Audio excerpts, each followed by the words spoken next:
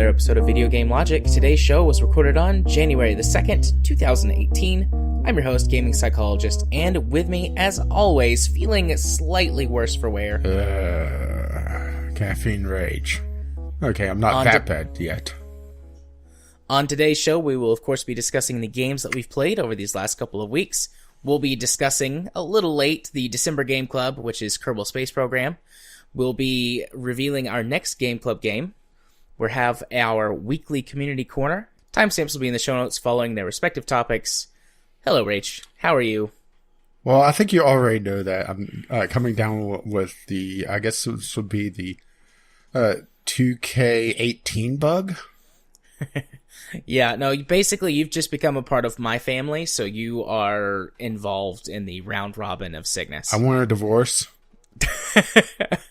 Well, since none of us have married you, we can't divorce you. Maybe we could unadopt you or... well, at least with that something attitude. Like that. Poor Rage. I'm sorry. Yeah, I woke up today with a bit of a sore throat that just hasn't gone away all day. And I've had an occasional cough, some interesting mucus discharge. Yep, I know what that's like. I record like 50 to 60% of our shows with allergy issues, so that is quite common for me. So I feel your pain. Yeah, you're like season 1 Daniel Jackson. Yes. Yes, indeed. I've been thinking about going back and watching that here recently. And for those who don't know, Stargate. Yeah. Stargate. Probably SG1. my favorite of the, well, really just about any sci-fi series, because it's a lot more realistic in sci-fi than, well, I know, as realistic as you could get with, wormholes that take you across the galaxy in just a matter of seconds. But it's gritty. It's not too dark. It's very lighthearted, actually. Yeah. But it still has its intense moments. Yeah, it knows how to walk that line, between being like too silly and too dark. Like, there are dark episodes and dark arcs, but there's also lots of silly, funny things that happen. Like Window of Opportunity. What's the episode where that Teal'c and O'Neill are stuck in a time loop? Window of Opportunity. Oh, okay. Well, You're good with episode names, I guess. That's it's my favorite episode. That's a really good one. Where he talks about being the king of Groundhog Day. Yeah. I love how they take that little break between seriously trying to figure out how to get out, and then they start like hitting golf balls into the Stargate, and Jack learning how to do pottery. Yeah, and juggling. Which, actually, Richard Dean Anderson, before he became an actor, was a street juggler. Didn't know that. Learn something new every day. Yeah, turns out MacGyver juggled. Oh, I love MacGyver, too. I watched MacGyver because of SG1. Yeah, MacGyver has that sort of just silly 80s, sort of realistic, but at the same time not, vibe to it. Granted, I haven't really I'd never watched the reboot of MacGyver. I haven't either. I didn't even realize there was one until I was at the hospital one time. And, they had the TV on, and it was one of the few times that they didn't have Fox News on, thankfully. And there was the commercial about what's coming on at primetime that day, and it was Hawaii Five-0 and MacGyver. It's like, what decade am I in? Yeah. Oh, Hawaii Five-0, man. I think I've seen one episode of that one time, and I was like, it's not for me. Anyways, welcome to the Video Game Logic Podcast, where we occasionally talk about video games. Easy there, Total Biscuit. Before we jump into the games that we played this week, I do want to say thanks to everyone who sent me a game as a Christmas and or New Year's present. I got a few. I believe I thanked everybody personally, but just in case, thanks everyone for all the games. I've got a couple of them on the list this week, and the rest will show up in the weeks to come. I picked up a couple from listeners, and I did send out some as well. So, yes, indeed, I sent out a few as well. So, thanks for the games, and I hope everyone enjoys their games. I guess by the time this comes out, the Steam sale will be over, but we've got a couple more days to buy games. And I've got a few bucks left in my Steam wallet, so who knows? Some people might receive a few more random games from me before this is over. You're going to find the weirdest shit in my wish list, aren't you? I'm going to find something really cheap that's really weird and send it to everyone. Oh, I usually do that. I usually do that every sale or every other sale. It's the gift that keeps on giving. The gift of weirdness. Or at least it gives some Steam trading cards, usually. There you go. But anyway, speaking of games, both of us have rather large lists because it's been 2 weeks since we recorded an episode. 3, last isn't week. It? Well, last week was the award show, which we pre-recorded.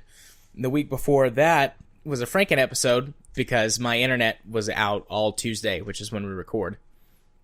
And I wasn't able to be able to record one fresh for that week. So, but the week before that was a live episode. Yeah. So I guess it just depends on how you want to look at it, but it's been a while. So we've got a lot of games that we've each played. So between that and the fact that Rage is headed towards the 6th station, we're just going to alternate games this week. So Rage, do you want to go first? I went off this crazy train. Do you want to go first, or do you want me to go first? I could go first. This is a short one. Okay. How about an ARPG that technically has loot, but doesn't really? It's a weird thing. It's called Wildbuster, Heroes of Titan MMO or ARPG. Because they had to throw just random shit into the title, huh? I have this game. Yeah. Was this a Keymailer giveaway? Yes, it was. Okay. All right. Trust me, if you paid for it, I would feel very sorry for you. Because I decided to try out, I've actually gotten a bit of a taste for ARPGs, so I wanted to try this out. And the combat is just utterly bland. I mean, MMOs already have a bit of a problem with their combats, how most of them are, sit and watch the animations and occasionally hit a button. The WoW style of combat. And occasionally you'll hit something that's a bit different, like WildStar, where you have a lot more active movement. I guess Guild Wars would be another good example, but WildStar is the one I played. This very bland combat, only a handful of abilities. Oh, and also you can't really choose your abilities. Each slot has a choice of I think it was 3 or 4 abilities, and that's it. Okay. So that's strike 1. Strike 2 is technically it has loot, but all the loot automatically gets loaded to your inventory, so there's no picking up. So you have a lot of trash in your inventory usually. And I was just seeing pretty much the same things over and over and over and over again. And there's that psychological thing of seeing things on the ground and picking them up that resonates a lot more than just automatically it's put in your inventory. I realize it is a quality of life thing, but at the same time, there's a psychological element to seeing the loot kind of explode off a boss, But seeing all the boss play its death animation and then having the icon say, hey, you got more loot, doesn't really do it. Yeah, that whole loot pinata thing is psychologically very attractive. So that's strike 2. Strike 3 is okay. How about an ARPG where it's all range combat? All right, that could work. That could work because a lot of ARPG is about dodging. Well, I should say a few ARPGs have a good dodge mechanic. All the range combat is hit scan. Instant hits. No way to avoid damage, so you're constantly chugging health potions, at least in the early game. I can only imagine what the late game is like. Yeah, that's frustrating, because being able to dodge is pretty important in ARPGs. Especially, ones that are range focus.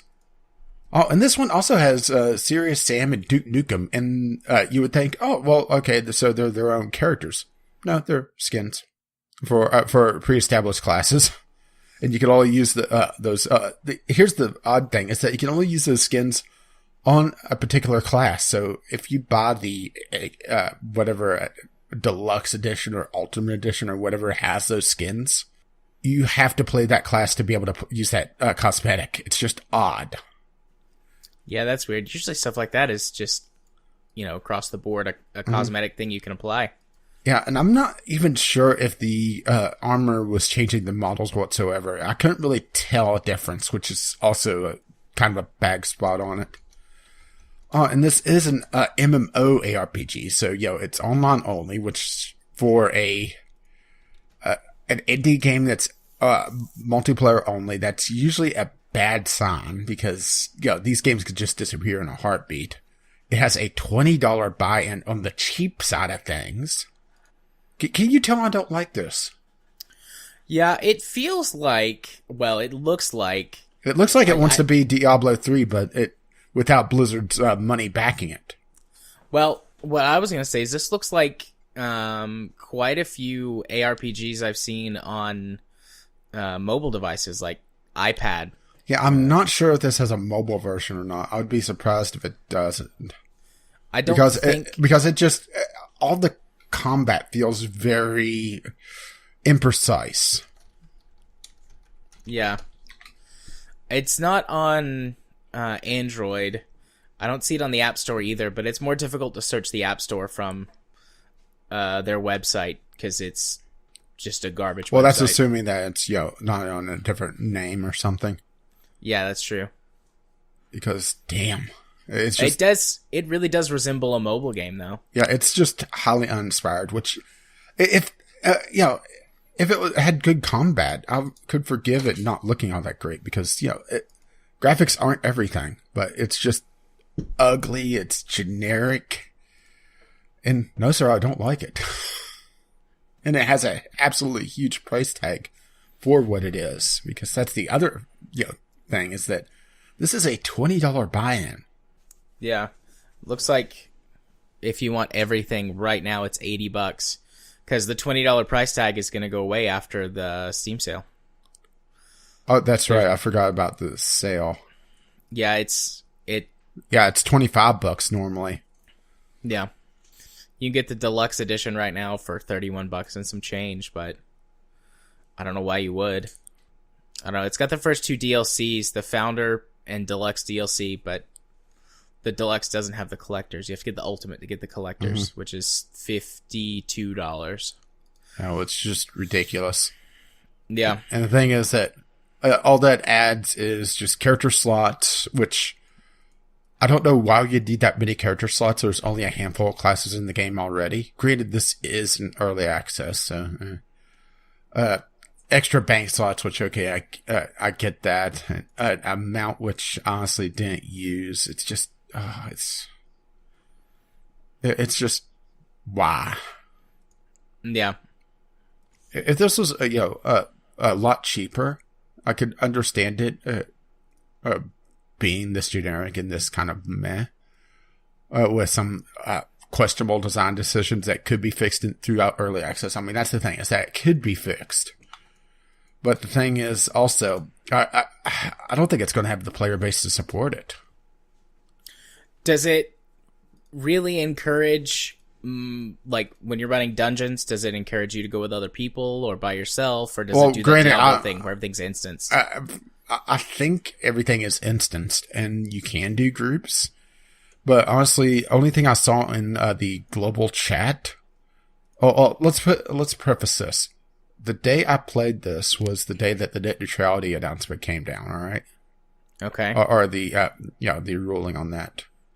So there was a political troll in chat talking about how the FCC was protecting the internet and causing this political shitstorm. And as far as I could tell, there's no way to mute the chat. You could only block individual people. So that may have also colored my dislike of it, because, seeing that on that day is already bad, and when the game isn't that great to begin with. Yeah. I mean, there was literally the line, well, net neutrality going away doesn't mean anything because we're still able to connect to this game. Right. And we won't get into that any deeper right now. We're going to save that topic for later. But I remember you telling me about that. So that's what you were playing then. Yeah. Okay. Well, cool. And also poo. Probably more poo than cool. Oh, definitely. All right. Is that it before I just jump in? Okay, so the first game on my list is Elite Dangerous. This was on last time, and even during the awards show, I kind of went on about a couple of things in it. But the last couple of weeks, I've been further exploring all the new systems that they've added to the game, like particularly the passenger transport. Because aside from just revamping the pay scale and changing a few little things here and there, on the combat side, that's pretty much the same. And I talked about the mining changes last time when I talked about it. So aside from just getting more into the power play, which is the political part that they added to the game, and then doing passenger missions and some new exploration stuff, I hadn't, those were some big areas that I was still missing. And the power play really opens up. When you first join a faction, your first week, you can only do intel, like you can deliver intel packets and like weapons and stuff like that. And that's the primary way that you advance through the ranks anyways, is you earn lots and lots of basically brownie points by delivering all of these either intel packets to stations, or if they need like weapons or supplies or whatever. Basically just Haul bitch. Yeah, pretty much. But in the beginning, that's all you can do. You have to spend your first week doing that. But once you start gaining ranks with your power play faction, you start earning points that you can use to vote on actions within the faction. And there's a vote every week or two. It depends on exactly how much action there is going on. Like, is one of your sectors under attack? Or has there been like a huge or a large build up in a neighboring faction that you want to go take down or something like that? And so you vote on that, and there's big discussions and chats on what to do with those. And the faction that I'm in is basically just maintaining right now, because the Federation and the Empire are both pretty heavily invested in the Thargoid, what's going on with the Thargoid invasion, and not all, but most of the community events revolve around the Thargoid invasion and repairing the stations where they got hit and things like that. So the two biggest players are basically just holding right now while we figure out all this alien stuff. So that's been good. It's allowed me to build up to rank 3 in the faction, so I get points to vote every week, plus I get like a faction stipend every week. And that goes up as your rank goes up. Although getting to the upper ranks, like the top tier ranks where you get the like really big, like 50 million credit bonuses a week, would take a huge investment just because the amount of points you'd need to earn. But there is some conflict brewing, so when I get back from my massive exploration mission, I'm going to go participate in some community events and hopefully participate in a faction war to take over a sector. The other thing that I've been doing a lot is the passenger missions, which are pretty interesting. They broadly fall into like 3 categories. There's basic transportation, so some passengers want to go from point A to point B. You board them onto your ship, and when they get to their destination, you're paid some money or some items or a combination of the two. And if you meet certain criteria, like they'll have little bonus criteria in the missions, like, even though we're going here, we'd like to take a sightseeing trip there. Or you can get like higher up like named passengers. Sometimes they'll have special objectives, like, I'm being hunted by an assassin and you seem like a capable pilot. If you kill the assassin during our flight, I'll give you this bonus. But those are all just point A to point B, and sometimes they have little bonuses you can get. Then there's also sightseeing trips, where that a passenger wants to go out and view some things, and basically the payout of the mission determines how many things they want to do.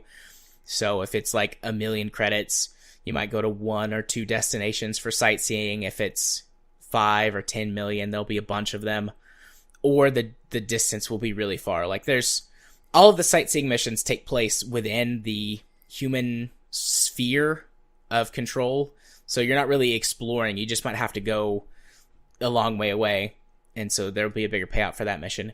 And then there's the exploration passenger missions, where that you take a crew of scientists or explorers to somewhere in unexplored space, and you scan down the sector and then find like some specific points for them and then bring them back.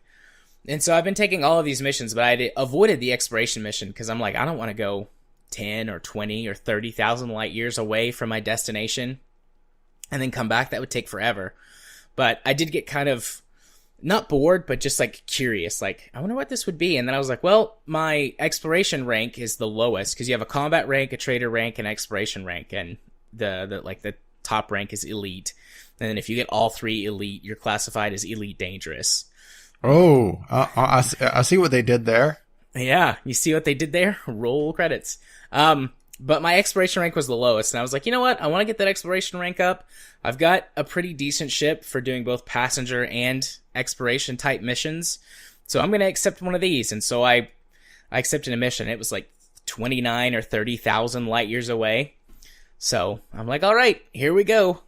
So I've spent the last several days doing this, and I definitely am not going to do it again when I get back because it's a huge time investment. It's been at least 20 hours to go out there and get back to where I am, and I'm about halfway back. So you're saying Elite Dangerous is a time sink? Yes, it is. Yes, it is. It's been good, though. I mean, if I was just playing, I would get really bored, honestly. Like, exploration could be cool. There's some cool sights to see and some neat things. Like, whereas, like, No Man's Sky is 100% procedural and like very artsy and, you know, paintbrushy, like 1950s sci-fi. Elite Dangerous tries to model our galaxy as best as it can on science, but there's still some very beautiful things. Haven't they also changed some systems based on discoveries? Yeah, they have done that. But seeing a binary or even like a trine, would it be trinary star system, is really beautiful. So there have been moments where I'm like, oh wow, that looks really cool. Let me take a few screenshots, or let me go down and check out this planet that looks really neat from space. Permission to buzz the tower, or the trinary star system. Yeah, there have been points when it's been really pretty, and every once in a while I'll go, okay, I need to just like actually explore this system and categorize some stuff, so I'm not just jump. I'm just imagining you EVA out with a label maker. Mine. I've actually got a few star systems that I am going to get the first time discovery bonus on, so that's pretty cool. Well, but there's still discovery bonuses like that in the game? Yeah, there's only been an estimated 1% of the galaxy completely mapped outside of the human sphere. That's actually impressive. Very few. Is it completely empty out there? Or? No, there's a lot of stuff out there to find. Even pretty far, even up to a few thousand light years outside of the human sphere, you occasionally will. Well, I mean, not occasionally. They've been mapped and they're known, but there are human research bases and asteroid bases and people who just, outlaws and pirates that don't want to be a part of any of the actual governments. Eventually you get to a point where there's nothing except just what you want to explore. But, I mean, there are people who discover planetary landmarks and interesting things in space, like notable comets or star systems. I found one system, and I didn't find it. It had been previously discovered. But it actually had 5 stars in it. And it's got 2 stars that look like they're about to collide and collapse into some sort of black hole or something. So, in other words, you don't want to be around when that happens? You definitely don't want to be there when that happens. But there is a lot of cool stuff, and there's a difference in the galactic core versus the outer rim of the galaxy, and there are... Yeah, you gotta watch out for those rim worlds. They get a little crazy. Hi-oh. But I don't have... an exploration ship that's capable of getting to the outer rim of the galaxy. Even my actual true 100% equipped for exploration ship, can only jump about 40 light years, which is not enough to get to some of the stars on sort of the edge of the galaxy. There are ships that can do it, and you can equip your ships properly for it, but I just don't have the money or the experience to do so yet. And that's something I may do, but honestly, exploration doesn't interest me very much. I just kind of want to check the box for Elite Dangerous. But and then put away your joystick? No, definitely not. There were mistakes that were made, though. Like, if I had made a few more changes to my ship, it wouldn't have taken quite so long, because my hyperspace jump distance would be longer. Yeah, this is going kind of long. I'm thinking to myself, 25 light years, that's enough, because that's my jump range, but God, it's a long way. It's a long way. So when I get back, I'm really hoping it ticks up to Elite Dangerous. But that's what I've been doing in Elite. Hopefully by this time next week, I'll be back at the Starbase. I only have about 800 jumps left, and I'll be back home. Only 800. But that's it for now. I'll probably talk about it next week again if I get back in time to actually check out some of the new community events and goals, because the only one that I've done since then I mentioned on the award show, which was the rescue mission after the Thargoids attacked the station, that first station, which that was really cool. And the missions definitely appear to have evolved from the early days, but I haven't actually tried out any of the other ones yet, so if I get there in time, I'll talk about it next week. Otherwise, it'll be the next week. But yeah, I wound up talking about this longer than I thought I would, so on to you. So, how about probably the biggest surprise I've had in quite a while, Omega Quintet. I went into this expecting dumb anime game, and I'm perfectly fine with that. And yes, it was dumb anime game, but actually had a very complex and interesting battle system that, if you could appreciate or get past, depending on, well, for you, definitely appreciate, but for most people, get past the odd setting, it's actually an interesting RPG system. So, this is sort of a mixture of JRPG, idle game, and visual novel. Okay. I know, I have your attention. This is set in a world where pretty much humanity is limited to just a couple of cities, and this takes place in one of them. Where this, well, I want to call it demonic force, but they never really said what it was yet, because I only put a few hours into this game. Just appears out of nowhere, and only these magical girls, who also happen to be, Japanese idols, are able to fight them through the power of music. Yes. And you can see why I went into this with certain expectations, but the combat system is very deep. It plays a lot on, well, not just your standard elemental affinities. Certain monsters are weak to certain elements, that sort of thing, but also each type of weapon the girls can equip has certain ranges on them, and you're able to push monsters back or jump forward to get into range.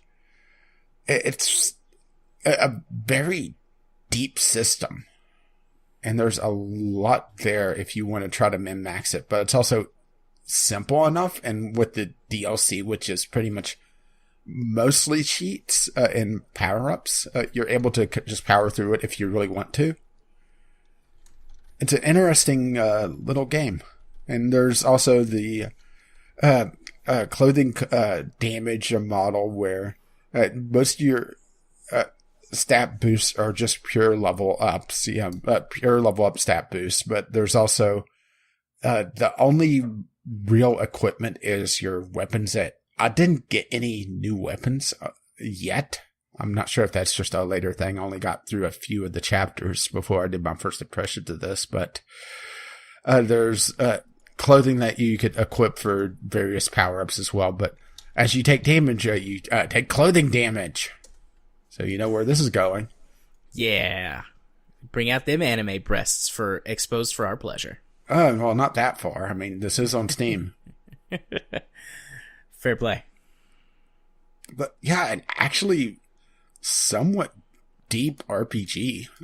Granted, the story probably is not going to be all that great because it is a rather cutesy light story with a dark setting. It's odd.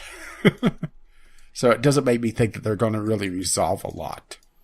And there's this sort of support relationship thing going on as well between the male main character and when I stopped playing, the 3 girls, but there's obviously going to be 5, just based on the UI and also the trailer for the game. And that's pretty much the standard 5 group anyway. But there's this support system that also throws in power-ups and be able to build up relationships with the various girls to get extra cutscenes and extra storylines. It's an interesting thing. Visually, outside of combat, it is rather drab. It's an early PlayStation 4 game that got ported over, so... And it doesn't look like a PlayStation 4 game, to be perfectly honest. It looks like PlayStation 3 era, you know? Yeah. Which, I mean, when you do the whole anime style thing, I think that's more acceptable. I'm not talking about the character models. I'm talking about the world model. Looks very jarring compared to the character models and the monsters. You could look at some of the screenshots, and it's very low resolution. For lack of a better term, there's a lot of reusing of assets. Not just monsters, even though there's a lot of reskins of monsters, and reskins have vastly different abilities. So if you're on a harder difficulty where that matters, or you're later in the game where that may matter, it could screw you because, I thought that monster was the red variant, but it's the blue variant. Granted, you can look at the in-game beast list to see what it does. And bestiary? Well, I didn't want to use the wrong term, especially with an anime game. Yeah, fair play. Fair play. And that's also one of the DLCs. And they throw in a lot of the free DLCs. I would actually suggest, if you want a real challenge on this game, turn most of them off, because a lot of them are cheats.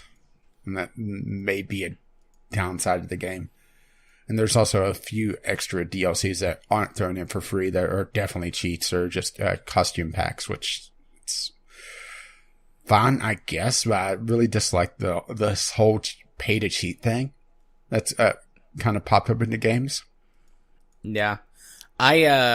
I remember you talking about this a couple of weeks ago. Like, you mentioned it to me, and you were like, yeah, we're going to talk about this. So I went and requested it on Keymailer, and I got a key. Oh. I haven't played it yet, but I've been looking forward to it, because I've been looking for a JRPG to play here recently.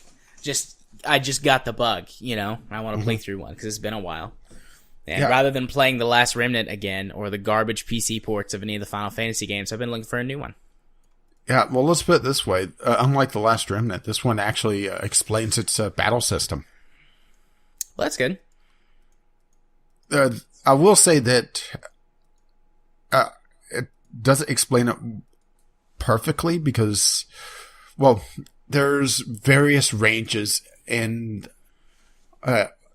certain abilities. Let's say, I'm trying to remember just how many ranges there are. I want to say 5, from near to far. And abilities are strongest at certain ranges, but could have a drastic drop-off. So if you pick the wrong ability, you may end up with an ability that doesn't gel quite well with that character's playstyle. Like, one of the girls, by default, absolutely loves her sniper rifle. She's very shy and timid. She doesn't want to get too close to combat, so she picked a sniper rifle and wants to, snipe from a distance. But if you pick an ability that is stronger up close, then it may not gel well with her playstyle, unless you change her weapons. That sort of thing. And the other real downside of this game is that I said it reuses assets, but it also reuses the map quite a bit, where you'll go to an area and it's not invisible walls. It's visible walls, but you don't unlock them right away. You do a mission there, complete that, go back to base, turn in the mission, do a few cutscenes, go back and a new section's unlocked. The next mission goes there, and it's using the same areas over and over again. There's a lot of recycling in this game, and it's probably its biggest downfall. Gotcha. Interesting. This whole visual novel plus some kind of RPG, I feel like this has just suddenly appeared. Yeah, I mean, this has been a thing in visual novels before. This isn't new, but the visual novel aspect of it is actually not 2D drawings, but the actual models, and they'll emote quite a bit. Oh, okay. Which I have to say was a little jarring at first, because the visual novel thing, they'll suddenly jump up in front of one another, and it looks weirder with full 3D models. Okay. Especially since they don't really animate that. They just move a model forward in the frame. Okay, yeah, I see how that could be weird. And it's not as bad whenever it's 2D drawings, but 3D models, it's just odd. Yeah. I have 2 of these visual novels plus RPG gameplay on my list. So, I don't know. I was checking the dates. It looks like these are actually slightly older games, so this has been around longer than I thought, but I just feel like they've suddenly become more popular, maybe is the right way to say it. Well, this is an older game. It was a PS4 launch title, or not quite launch title, but first year. So, this is just a game coming to PC a lot later. Yeah. Maybe it's also, that sort of thing starting to become more popular in the States, too. Yeah. So these older games are suddenly rising to the top, even though they've been around for a while. Yeah, I've heard some people talking about how they didn't like the voice acting for this. I didn't think it was that bad. But if you want, there's the option for the Japanese voice acting, which is nice. Yeah. I mean, honestly, that should be pretty much standard on JRPGs, but voice actors are a lot more respected in Japan. And they tend to have a lot better contracts. For better or worse, I'm not sure how I feel about that, because of how the voice actors, how the acting guild here did some odd things with trying to unionize, or, well, I should say their union trying to really strangle gaming, for lack of a better term, because there was some outrageous demands that they were making. But overall, not a bad game, and a real surprise, because, going into an idle game, I had low expectations. Yeah. Well, I can't wait to check it out now. I might play that this week. So the next game on my list feels somewhat similar to what you just said, Fairy Fencer F. It is a JRPG visual novel, where all of the story bits are told through a visual novel, although it's a fully acted visual novel, so that's interesting. I was surprised to find that out. There are certain bits that aren't voice acted, like if you just are interacting with a random NPC character, but otherwise all of the main bits, and so far several of the side quests, have been fully voice acted. Because it's told through a visual novel style, the entire game is basically played through a menu, which is fine. The art style is really, I mean, it's your standard fare, but they did a good job. Whoever they had do the art did a good job. The backgrounds are really nice to look at. Although the game, for the battle system, and then where you're in the dungeon, though, you do take third person control of the party leader, and will run through the dungeon areas. That is nowhere near as good. This game released in 2015. I don't know if it's a port of an older game, or if just the people who designed it weren't quite as good at the rest of the bits that weren't the visual novel art in panels. But they're noticeably low poly, which is, I mean, it's fine. I don't care about video game graphics most of the time, but if you do care, you might not like that as much. The battle system is turn-based, but it plays out in a 3D space. So, just like classic Final Fantasy style, you'll see who's next on the turn counter, and then you get to take their turn and you move them around the 3D space and perform attacks. There's magic attacks, physical melee attacks, there's ranged weapons.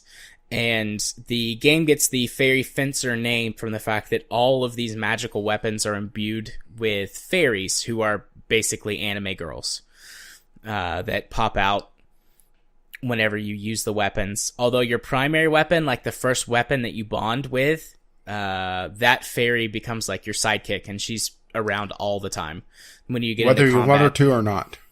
She's actually a pretty good character. The main character, I don't like him so far. His name is Fang, and he's like a lazy asshole. So I'm hoping that he has like a character arc that builds him up throughout. But his fairy sidekick, she's pretty cool. She's really driven.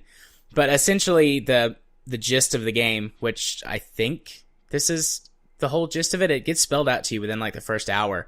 There's this war that's been going on for thousands of years between gods and fairies and monsters and humans, and these magical weapons were empowered by the old gods, so they're more powerful than the other gods, and whoever can collect all of the magical weapons and unite them into one gains the power of the old gods and can stop the war. And that's what you're trying to do. And then they summon the immortal dragon. There might be some of that. I'm not sure yet. I've only played it for about an hour. It basically melted my laptop and is frustrating to play without a controller. So I played it a little bit on my desktop as well, and it runs much better. Yeah, Mega Quintet was pretty much that, but it had full key bindings. I forgot to mention that. There's some odd keyboard bindings in that thing, but I was playing it with a controller. Yeah, but Fairy Fencer overall is really good and interesting.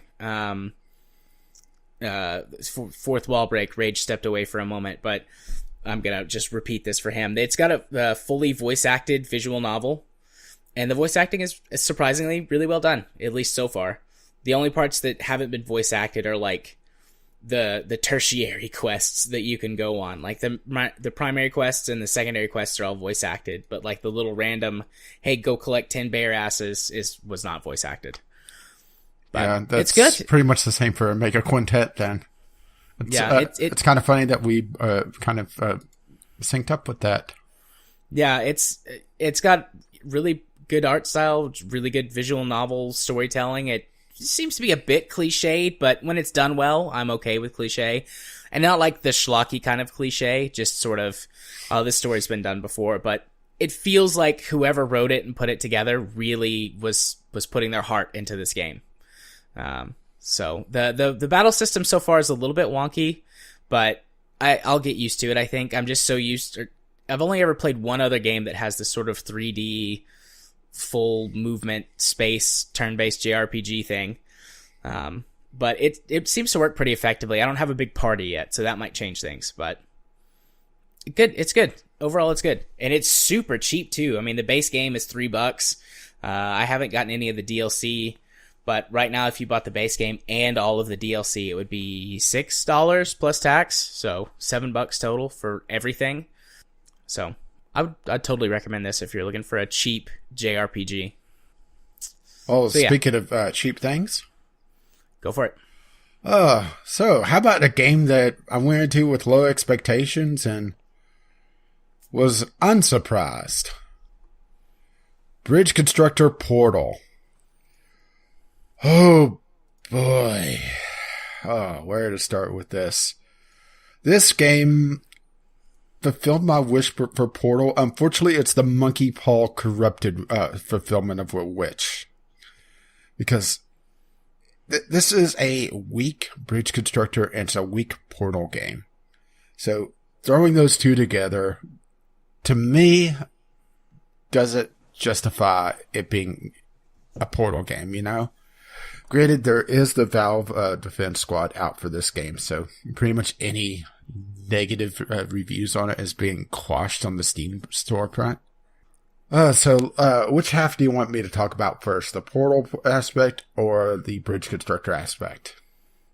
Because I went into this with low expectations, and I wasn't really happy with it, so I started trying to break it down. It's like, okay, what is good about this game? Do bridge constructor first. Okay, bridge constructor. This game has so many features that should be in pretty much standard for a bridge constructor that really it doesn't. As a matter of fact, let me read down my list here that I have for my Sunday sampler on this. No high score tables at all. No level creation. No time controls outside of pause. No stress view mode. So, only time you're able to see any stress on the structures whatsoever is when they're going fucking critical. And it has the PC tax. It's double the price than the mobile version, which is the exact same fucking game. It has this fucking annoying snap to grid mode where everything is snap to grid, which makes everything so damn finicky. There's no budget limits whatsoever. There's no really trying to drive you to be efficient. There's no trying to drive you to be elegant. It's just go nuts.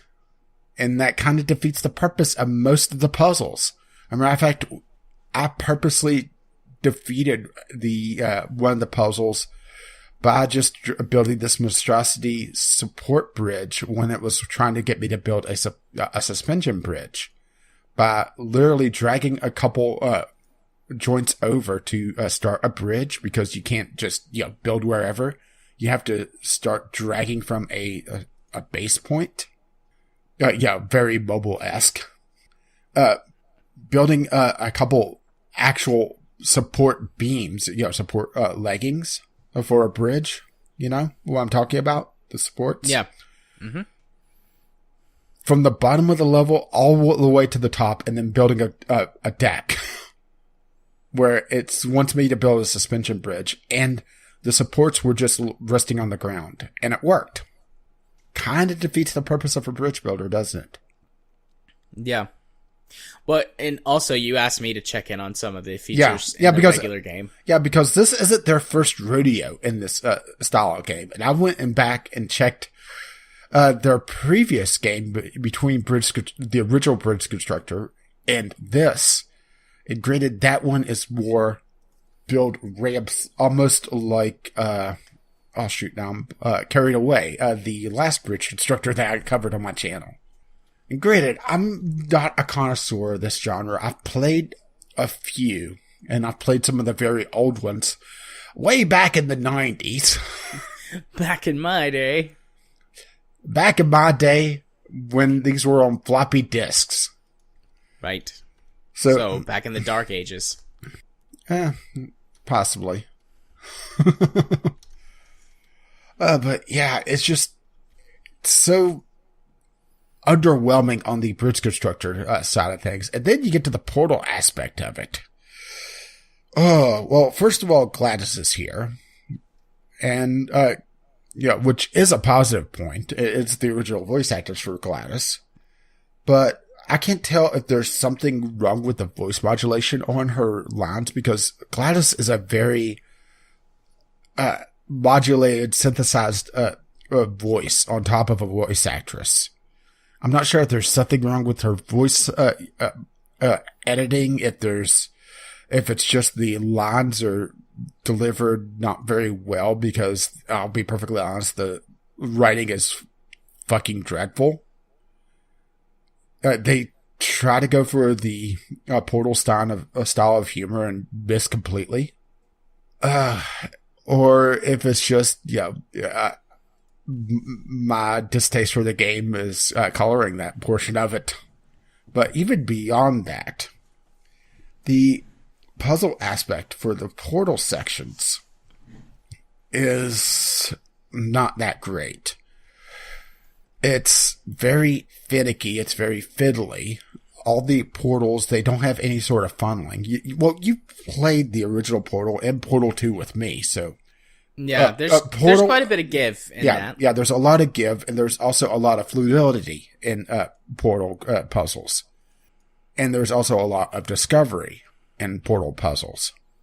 There's none of that here. You have to hit the portals dead on, and because of the snap to grid from the bridge building aspect, it could be very exacting, and a lot of trial and error, a lot of just trying to get little details of the puzzle to work, even though it should work.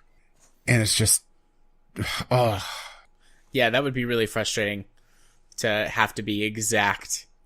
I mean, I don't want it to be like, oh, I'm only halfway in, but there's, to make things fun.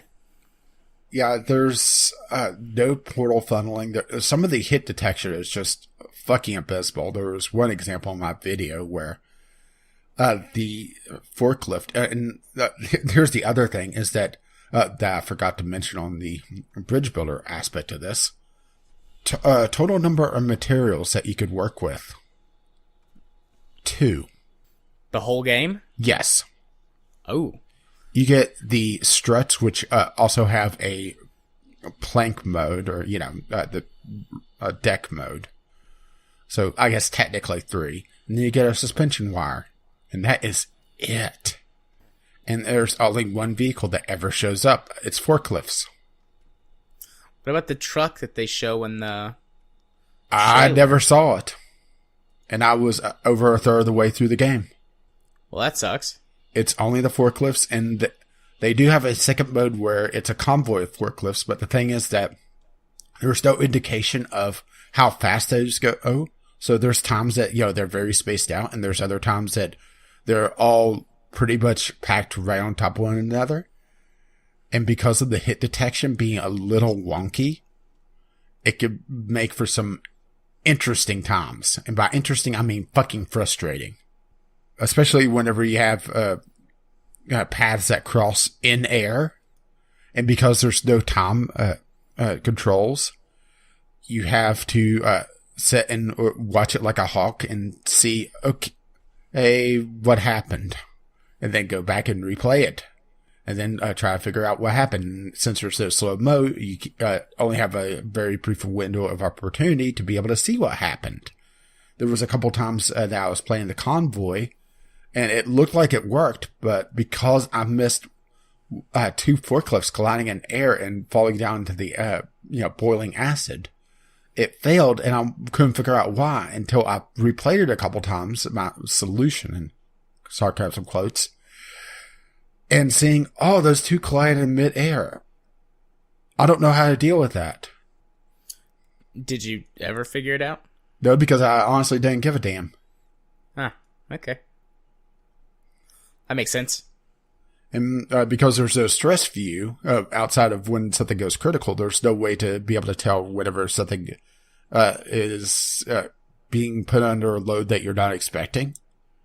So I had a couple times that I had something break that I wasn't expecting it to break and caused my entire bridge to collapse. Well, that sounds like... And it feels like I'm this low descending voice because you go to the store page and it's just everybody... there's the memes, of course, because it's Portal, but there's a lot of praise for this game, and it feels like... Did they play the same game? Yeah, it doesn't sound very good. It sounds boring and bland and just like, oh, look, it's a Portal thing. Yeah, you wanted your Portal? Here, have a fucking bridge constructor. I'm just waiting for Half-Life Battle Royale. I mean, the ways things are going, because we have Dota 2 card game, we have Portal Bridge Constructor. Well, are bridge constructors popular enough to actually justify this? I don't know. I mean, I know there's a fuck ton of them on Steam now, but it's because Steam Direct has opened the floodgates. Yeah. I've played a few bridge builders in the past, but not, heavily. So have I, but I've also played a lot better ones. Yeah, that's true. I mean, just the standard bridge builder is better than the Portal one. It just doesn't have the Portal theme. Yeah, granted, this is more of a direct puzzle game instead of an engineering challenge game. But honestly, Bridge Constructor Stunts is more of a puzzle game than this. Maybe they thought it would be more on brand if it was more about puzzles than engineering. Maybe. Or maybe it does make sense thematically to not have a budget limit, but at the same time, it kind of defeats the whole purpose of a bridge builder game to begin with. Yeah. But the fact that you could look at a puzzle and see exactly what to do, it lacks the sense of discovery and the twist that Portal games usually have with their puzzles. Yeah. And that's why I call it a weak puzzle game or a weak Portal game. It's an okay puzzle game, but it's a weak bridge builder attached to it, so it leaves me unamused. Yeah. Okie dokie.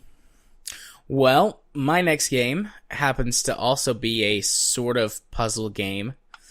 It's called BalanCity. It's a light city builder game, but the primary thing is that your cities are in the sky, balanced on top of, I don't know, a cliff or something like that. It's just obviously, like giant... OSHA doesn't exist in this world. Yeah, it's this giant rock pedestal. And obviously, if you unbalance it too much to one side or the other, it's going to fall over and crash, and everyone's going to die, and you're going to lose. It's a fairly simple game that's got several modes. It's got a couple of different challenge modes. It's got a set of tutorial missions, which unlocks sort of the first tier of stuff for free play. And then it's got free play. The challenge missions all give you something specific to do. They usually give you a pre-built city of some kind and tell you to fix it without fucking it up. And the difficulty spikes up real quick. After the first two challenge missions, which are fairly simple, then it starts to get fucking insane. And I haven't even been able to beat the third challenge mission. And I believe there's 7 story tutorial missions that slowly ramp up in difficulty, and then there's 7 challenge missions and then 7 scenarios. And the challenge missions, the first two were, for the first one's easy, the second one not too bad, the third one fucking insane. And then the scenarios are also really difficult. The scenarios are a lot more freeform. They tell you to build a city that does or is a certain way, and then just leave you to do it however you want to. And then the challenge missions, like I said, have a specific set of circumstances. But it's just overall, it's a fairly simple puzzle type city builder light game. And I really don't have a ton to say about it. The soundtrack's nice, and it's just a good way to spend a little bit of time. It's super cheap right now on sale. It's 79 cents. Normally, though, the price tag is $8. I don't think it's worth $8. It's definitely worth 79 cents. This is like a good $2-3 game that you could spend, 5 or 6 hours on completing the challenges and things like that. The freeform city builder is really boring, just because if your city even topples a little bit, you lose in the free play mode. Some of the challenge missions, though, one of them is there's like a 2-tiered city, and you have to get some buildings from the second tier down to the first tier. Like, you can't build them, but you need them down on the first tier in order to complete the challenge. So you have to build this giant tower of office buildings and small condos up to the second tier, then knock that over so that it pushes the buildings from the top tier down to the second tier. And you have to do that without any of the second tier buildings falling into the abyss. But your first tier buildings that you're building up to it can collapse, and God knows how many people I killed when their buildings fell over because I struggled to build it high enough. They don't count. They're the poor. Actually, that literally is the scenario. The first tier is the poor level of the city, and the second tier is the rich part of the city. And the poor tier wants some of the high-end office buildings so that they can have nice jobs. It does have a few complexities in it. Like, there's a pollution level you have to keep track of, and building city transportation. We'll do things like allow you to build certain government buildings. There's sort of this mini game where that you have police and fire and an ambulance service that occasionally something happens and you have to send one of your 3 things out depending on what the disaster is. And in the scenarios, there's a superhero and like a Godzilla monster and earthquakes and stuff like that, but you can turn all of that off for free play. I think by default, actually, it's off. So, is there a giant robot that just starts shooting dishes everywhere, or is that just SimCity? I think that's just SimCity. I haven't seen a giant robot. I'm disappointed. Who knows? There might be. Like I said, I haven't completed the challenge missions yet because those are really tough. And the challenge missions have been where the superhero was and the disasters. Is he Captain Hero? No. He looks like Superman, actually. Well, that was Captain Hero in SimCity. Or did you ever encounter him? I don't think I ever. Occasionally, whenever the aliens show up, Captain Hero shows up and just demolishes it, and then usually leaves your city in flaming ruin because it exploded in overpopulated area. Nice. But yeah, BalanCity's a cute, fun little game. That's a good little distraction, time waster type thing.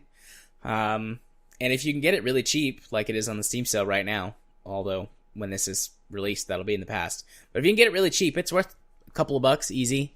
Maybe $5 if you're into this sort of thing, but it definitely doesn't feel like an $8 game. So how about another cute, interesting looking game? Okay. Cuphead. Yeah, Cuphead. Yeah, Kyle sent me this for Christmas. Rather unknowingly that it was the VGL game, or VGL podcast game of the year, and I was going to pick it up in the Steam sale anyway, so thank you, Kyle. I've been playing this quite a bit the last several days.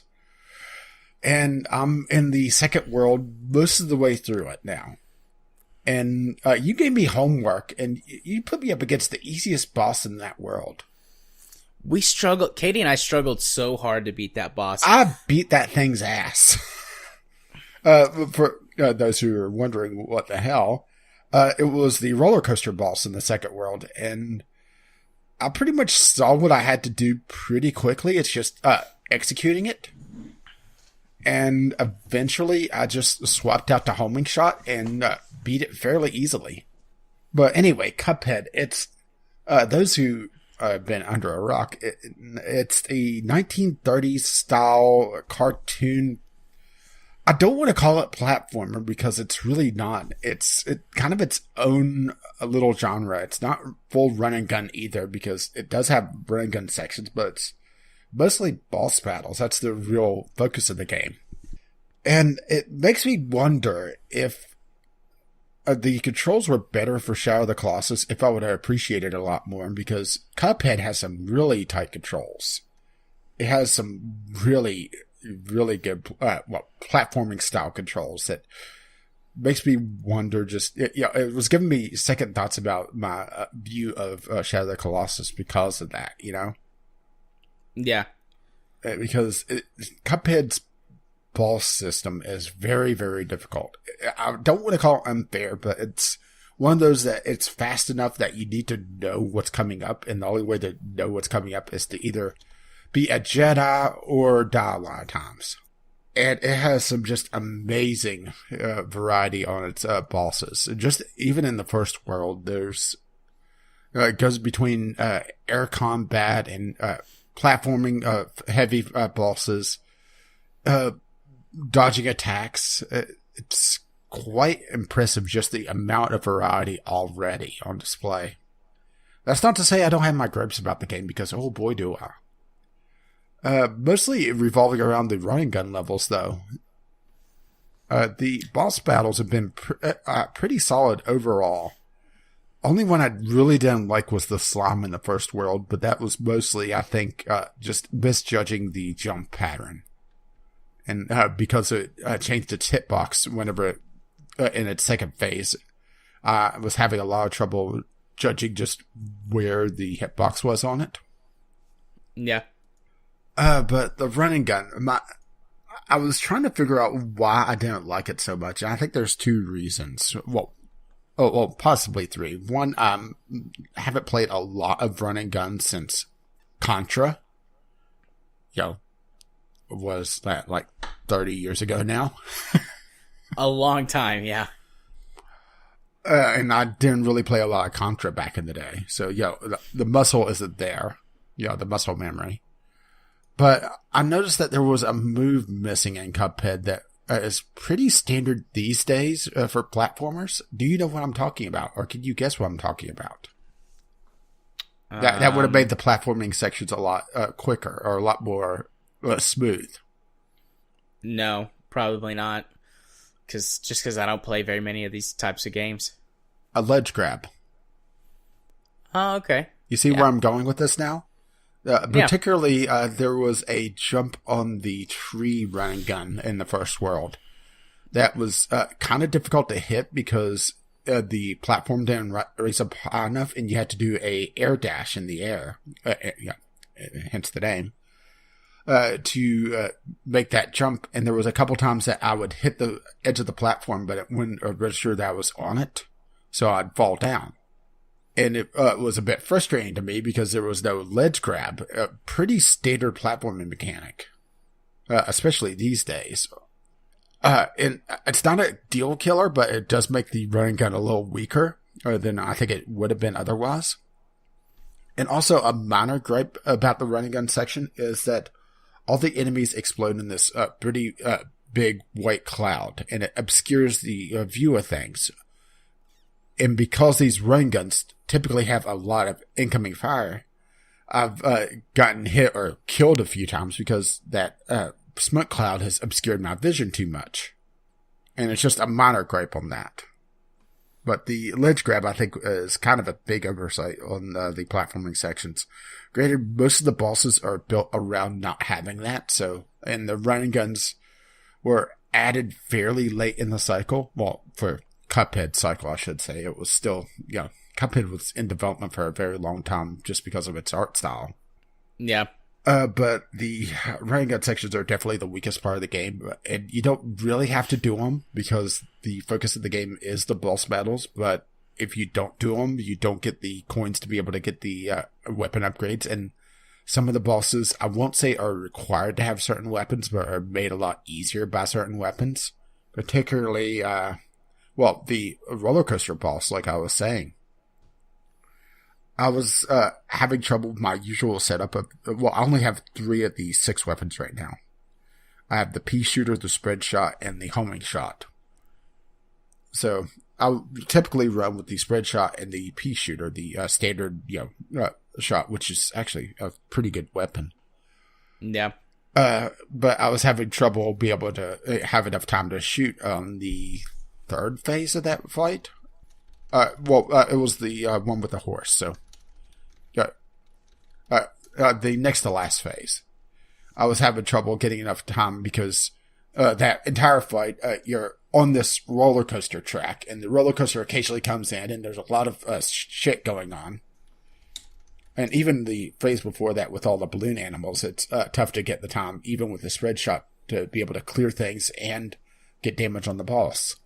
So I swapped to the homing shot because there was so much platforming to be able to focus on that and not have to worry as much about aiming. Granted, it is less damage, but I'm doing more consistent damage. And I was able to get a lot further, a lot faster with it.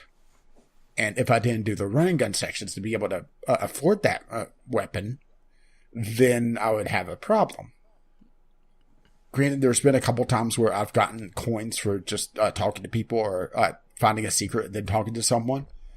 So maybe throughout the game I would get enough of those freebie coins to be able to buy a couple of weapons, but nowhere near the full assortment. So, you don't have to do the running guns, but it's pretty much a requirement to be able to have a easier time with the bosses. And this game's bosses definitely require any advantage you could get. Yeah. So I just went to double check this. We were talking about how you were saying lots of bosses that are easy, and I'm going, these bosses are fucking hard. And I was thinking, like, part of it might be due to the fact that I'm not the greatest at this type of game. Well, I didn't think I was good at platformers. That definitely could be a thing. But whenever you do co-op, it doubles the health of all of the bosses. Yeah, see, I'm going through this in solo. Well, I mean, technically so am I too. I love Katie to death, and I really have enjoyed playing this, but 9 times out of 10, she dies in the first phase or two, and then that leaves me with the final phase or the final 2 phases, or for a couple of the bosses, they have like 5 phases.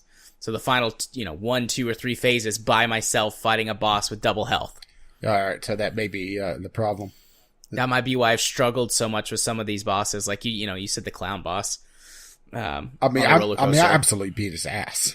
It took us nearly an hour to beat that boss.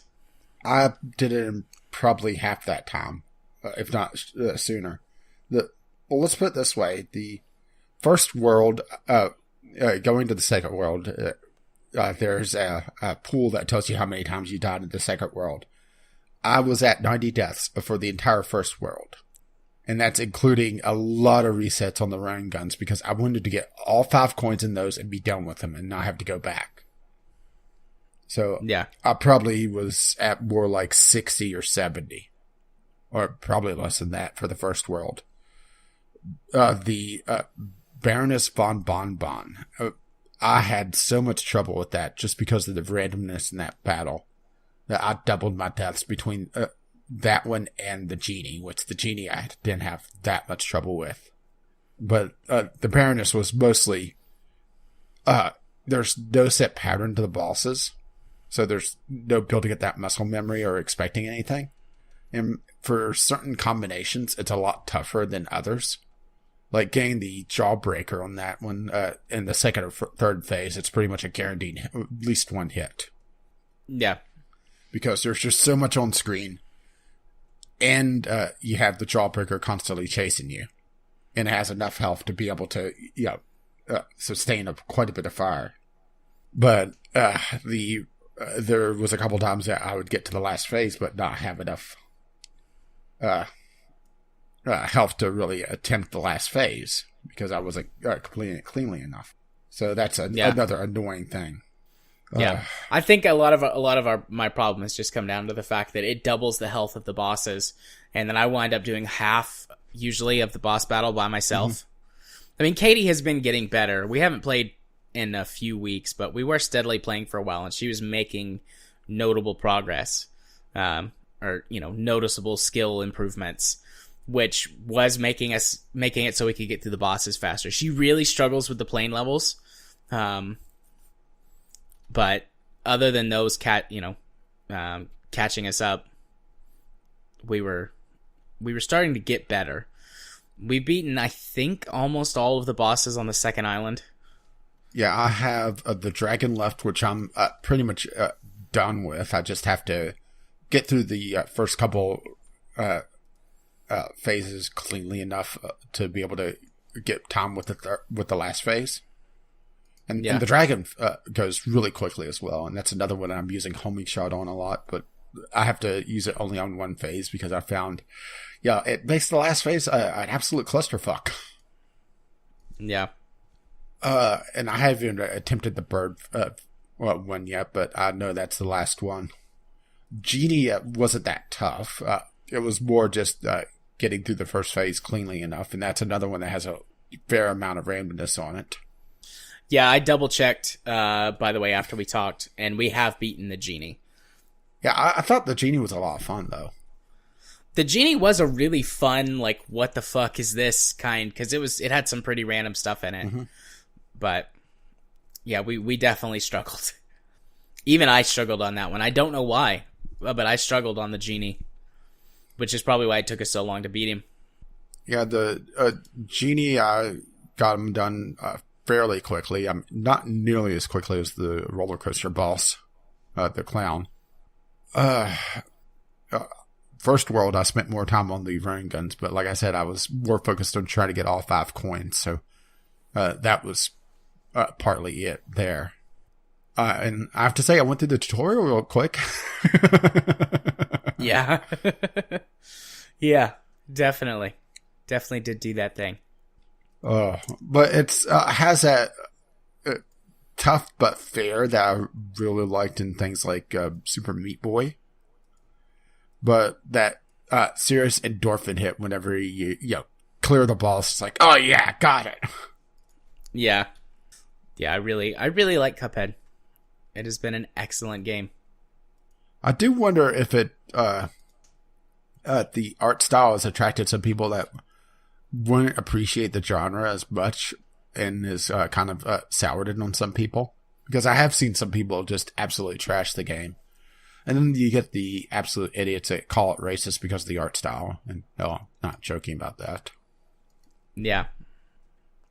I know. Okie dokie. But overall, a very strong game. If you like the genre, because, it is definitely not for everyone. I mean, I didn't like the genre before, but I really like Cuphead. So, I don't think that I'm a convert, but I definitely like it, so. No, just a masochist. It hurts so good. Hurts so good. Anyways, my next game is Xenonauts. So, you purchased Xenonauts for me as a little gift. Mm-hmm.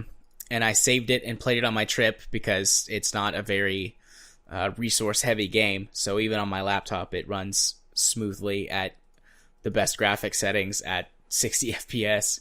I mean, it's not a graphically intense game by any means. It's got a good art style. I like the art style. It's very reminiscent of the older XCOM, which is, I mean, that's what this game is a spiritual successor to the original series of XCOM games. And it does that very, very well. I actually went back and just double checked on some stuff from the original XCOM game to compare a little bit. And I couldn't find anything that Xenonauts didn't do better than the original XCOM game.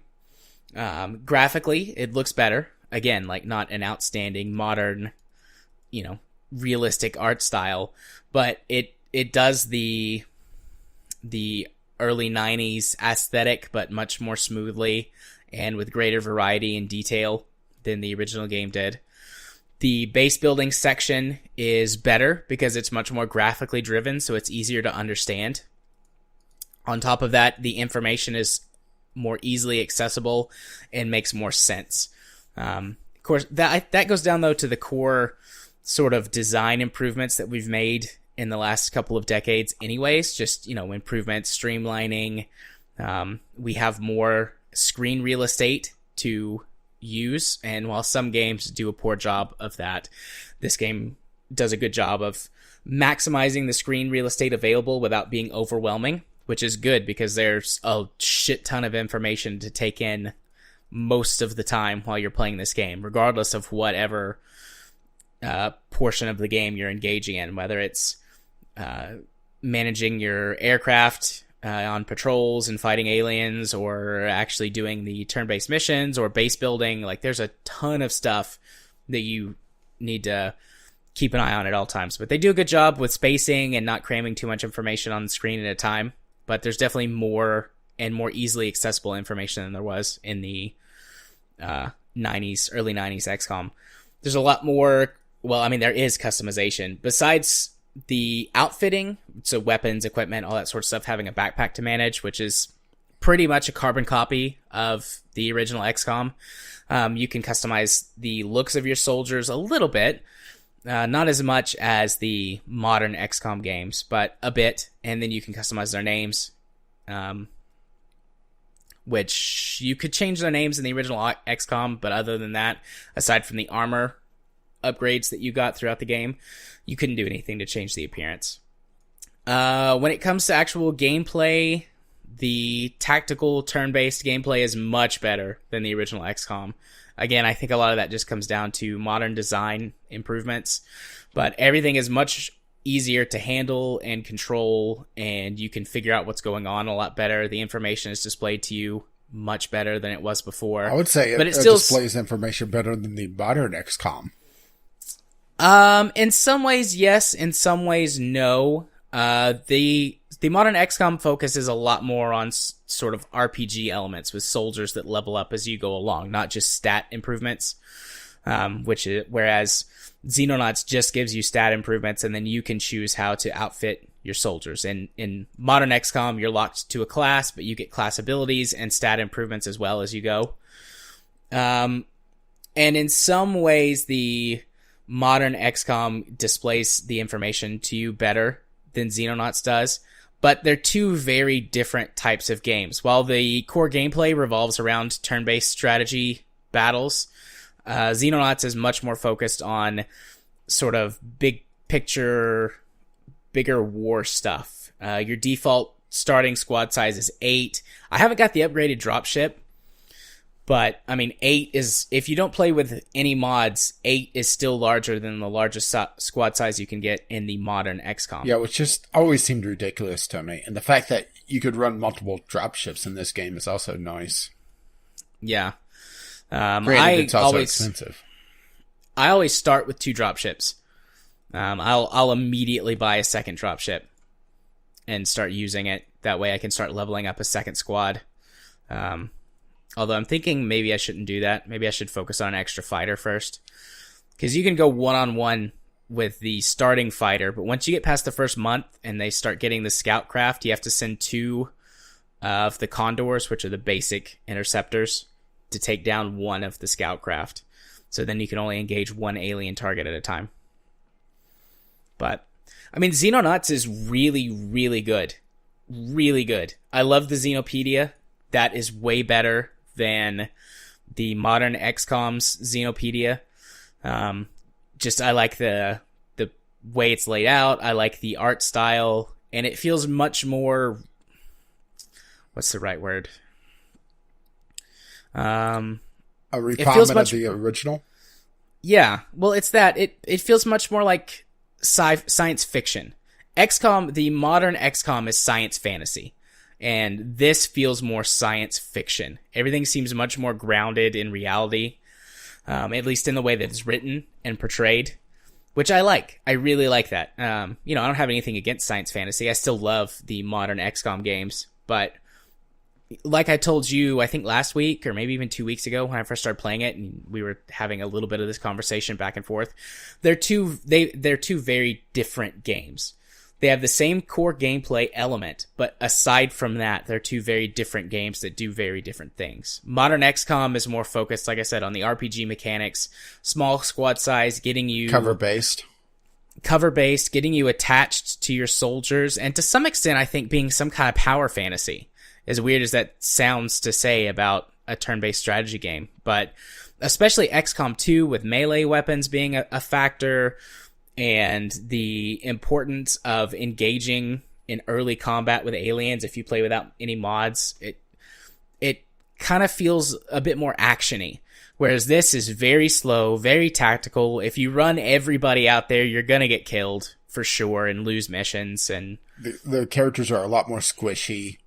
Especially in the beginning. Yeah, it's a lot more tactics focused. You have to worry about your ammo conservation. So far, that hasn't been a problem for me. Well, if you carry too much ammo, you start wearing yourself down, and that's the thing. Yeah. And granted, as your soldiers get more experience, they do typically get a bit stronger, but you start running into the problem of, okay, I'm heavy, for lack of a better terms, a rocket launcher guy. He can only carry so many rockets before he starts hitting us. Weight penalty.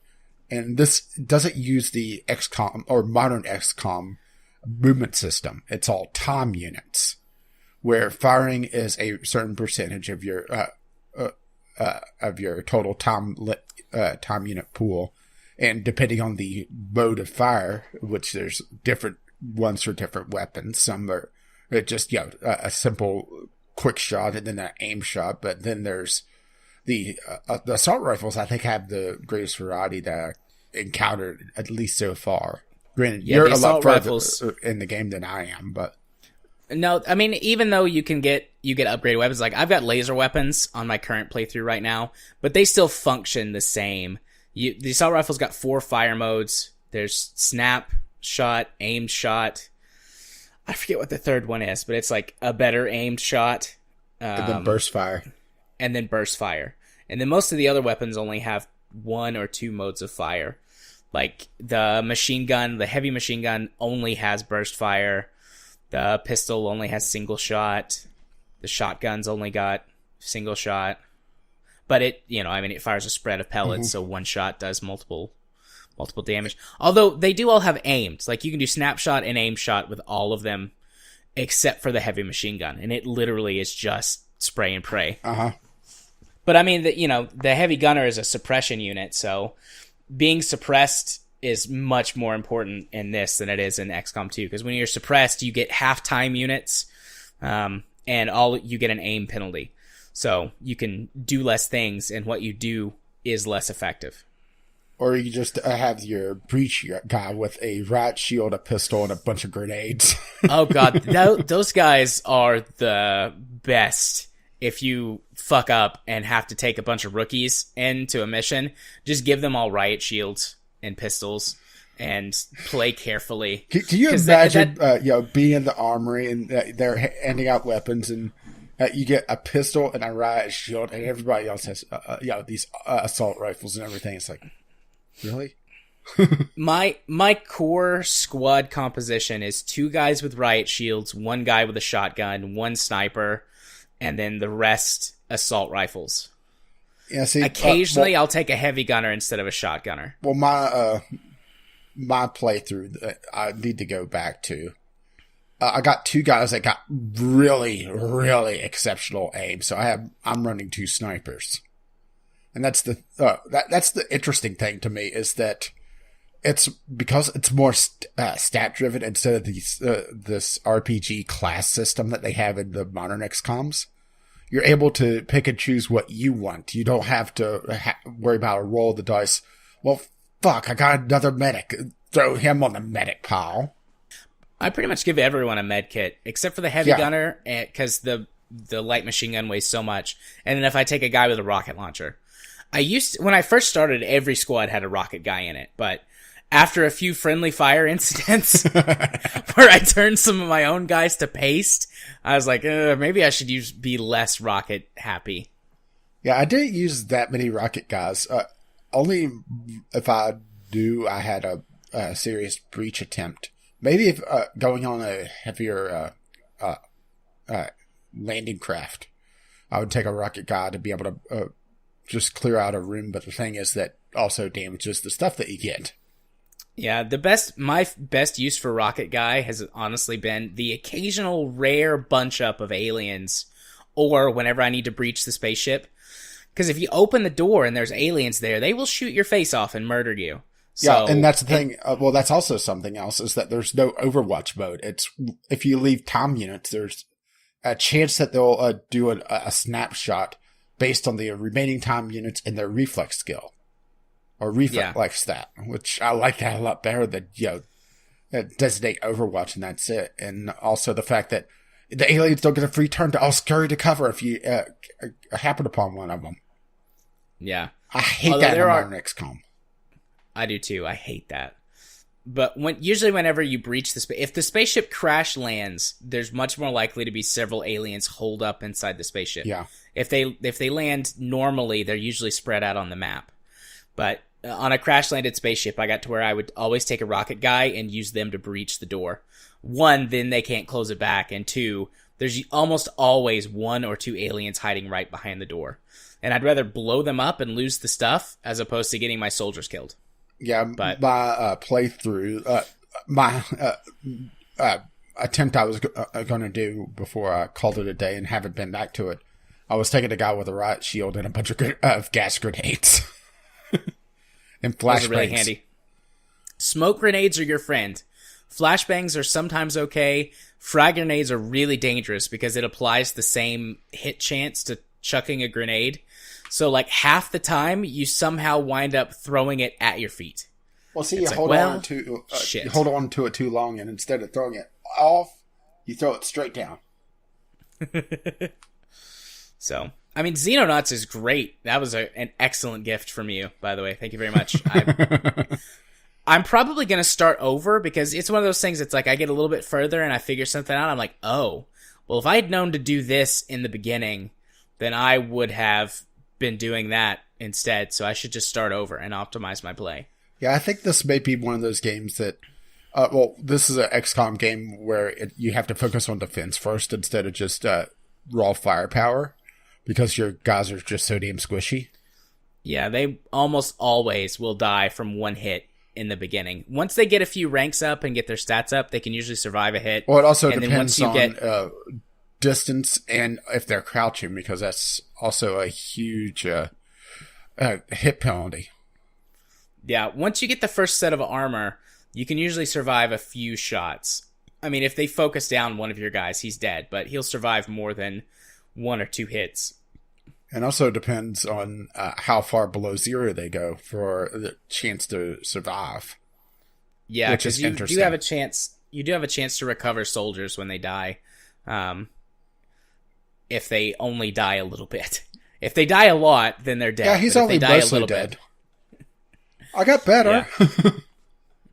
Yeah, and that chance, I've played on both easy and normal difficulty, and the chance on easy is much, much higher, obviously, than it is on normal. I pretty much had 1 or 2 recoveries every round on easy, whereas on normal, it's less frequent. Maybe every couple of battles, I get a recovery. Also, your higher level soldiers have a higher chance to recover, I've discovered. I don't know, I guess that's probably just their stat improvements. But yeah, good game.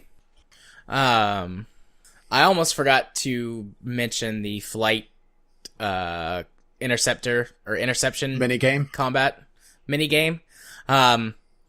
That in the original XCOM, you did have more control over your fighters than you do in the XCOM reboot, but it did not have this combat minigame. Basically, you just chose the loadout of your fighter and then deployed them to attack interceptors, and then it was just determined by stats, basically. But this one has the inclusion of a minigame that gives you some control over your fighters. You can basically tell them you can lock weapons from use so they won't use them, which I guess is useful maybe later on when you have fighters that can loiter and patrol an area for longer. But so you can lock weapons from use.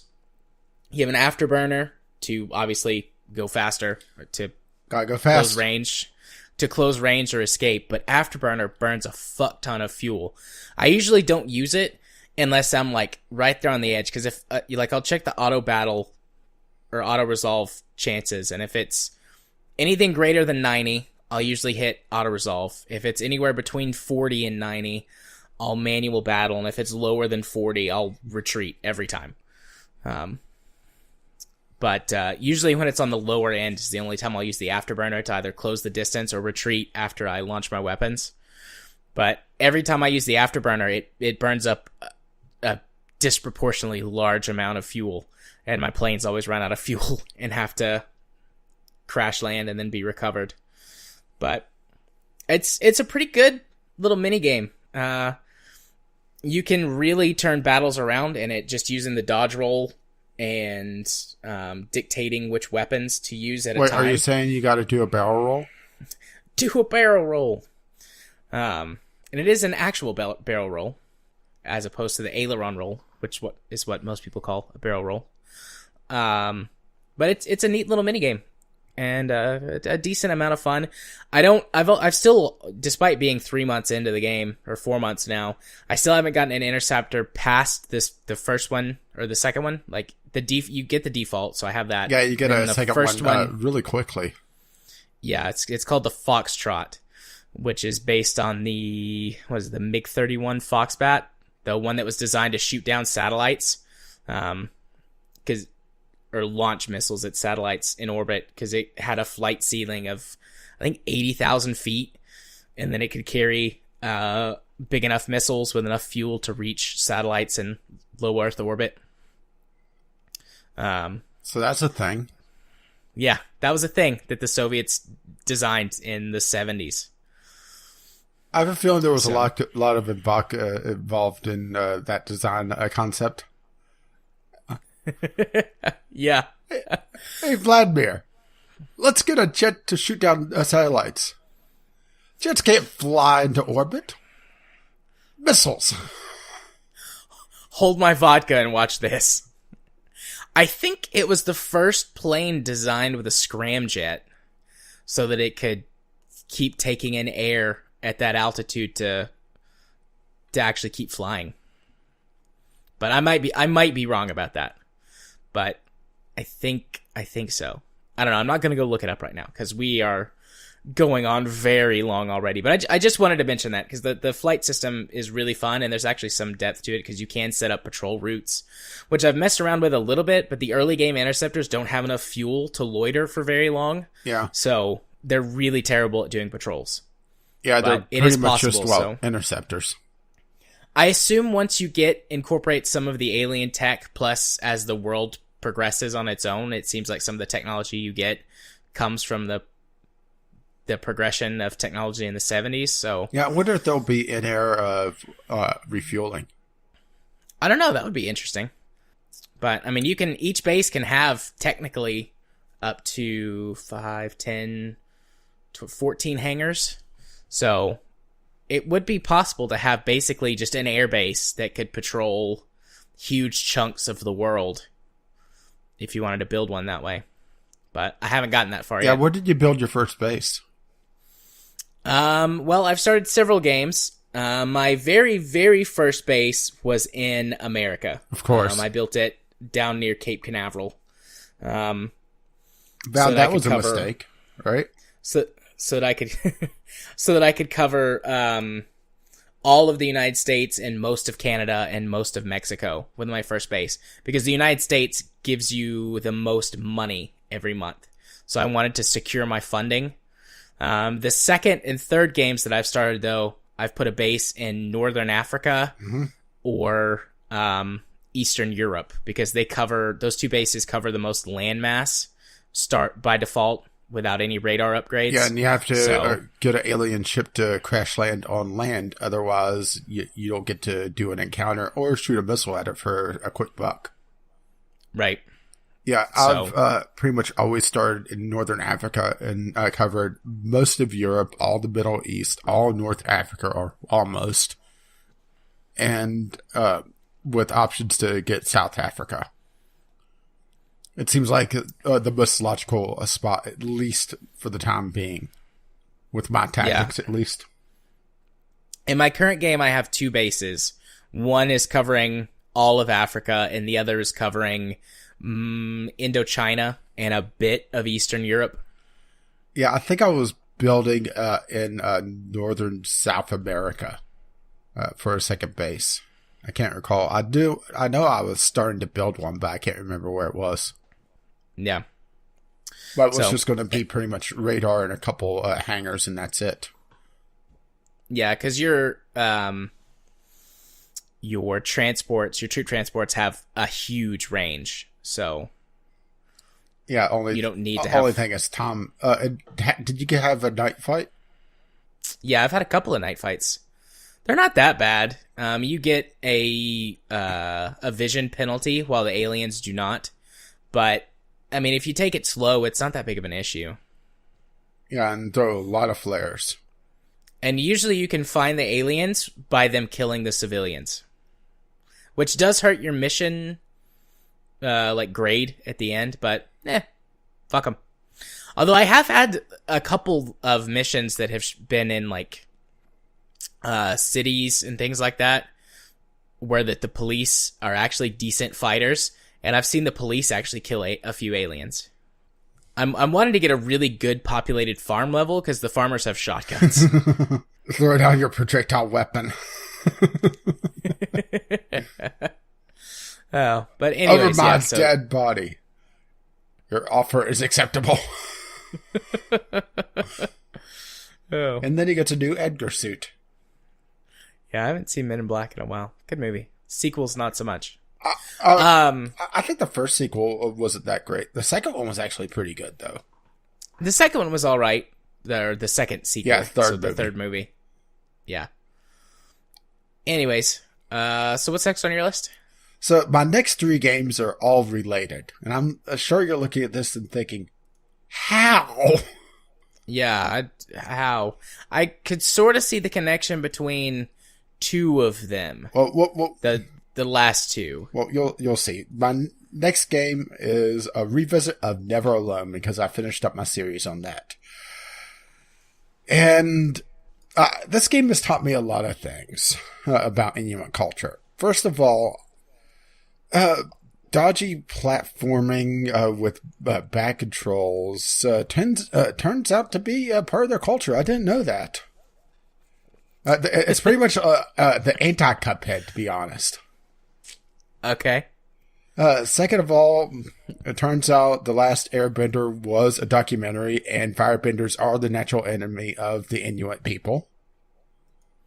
Okay. Because I jokingly called this extremely ugly guy that shows up in the first episode Zuko because he burnt down their village. And then later on, he's chasing me throwing fireballs. Okay. And it turns out he's a firebender.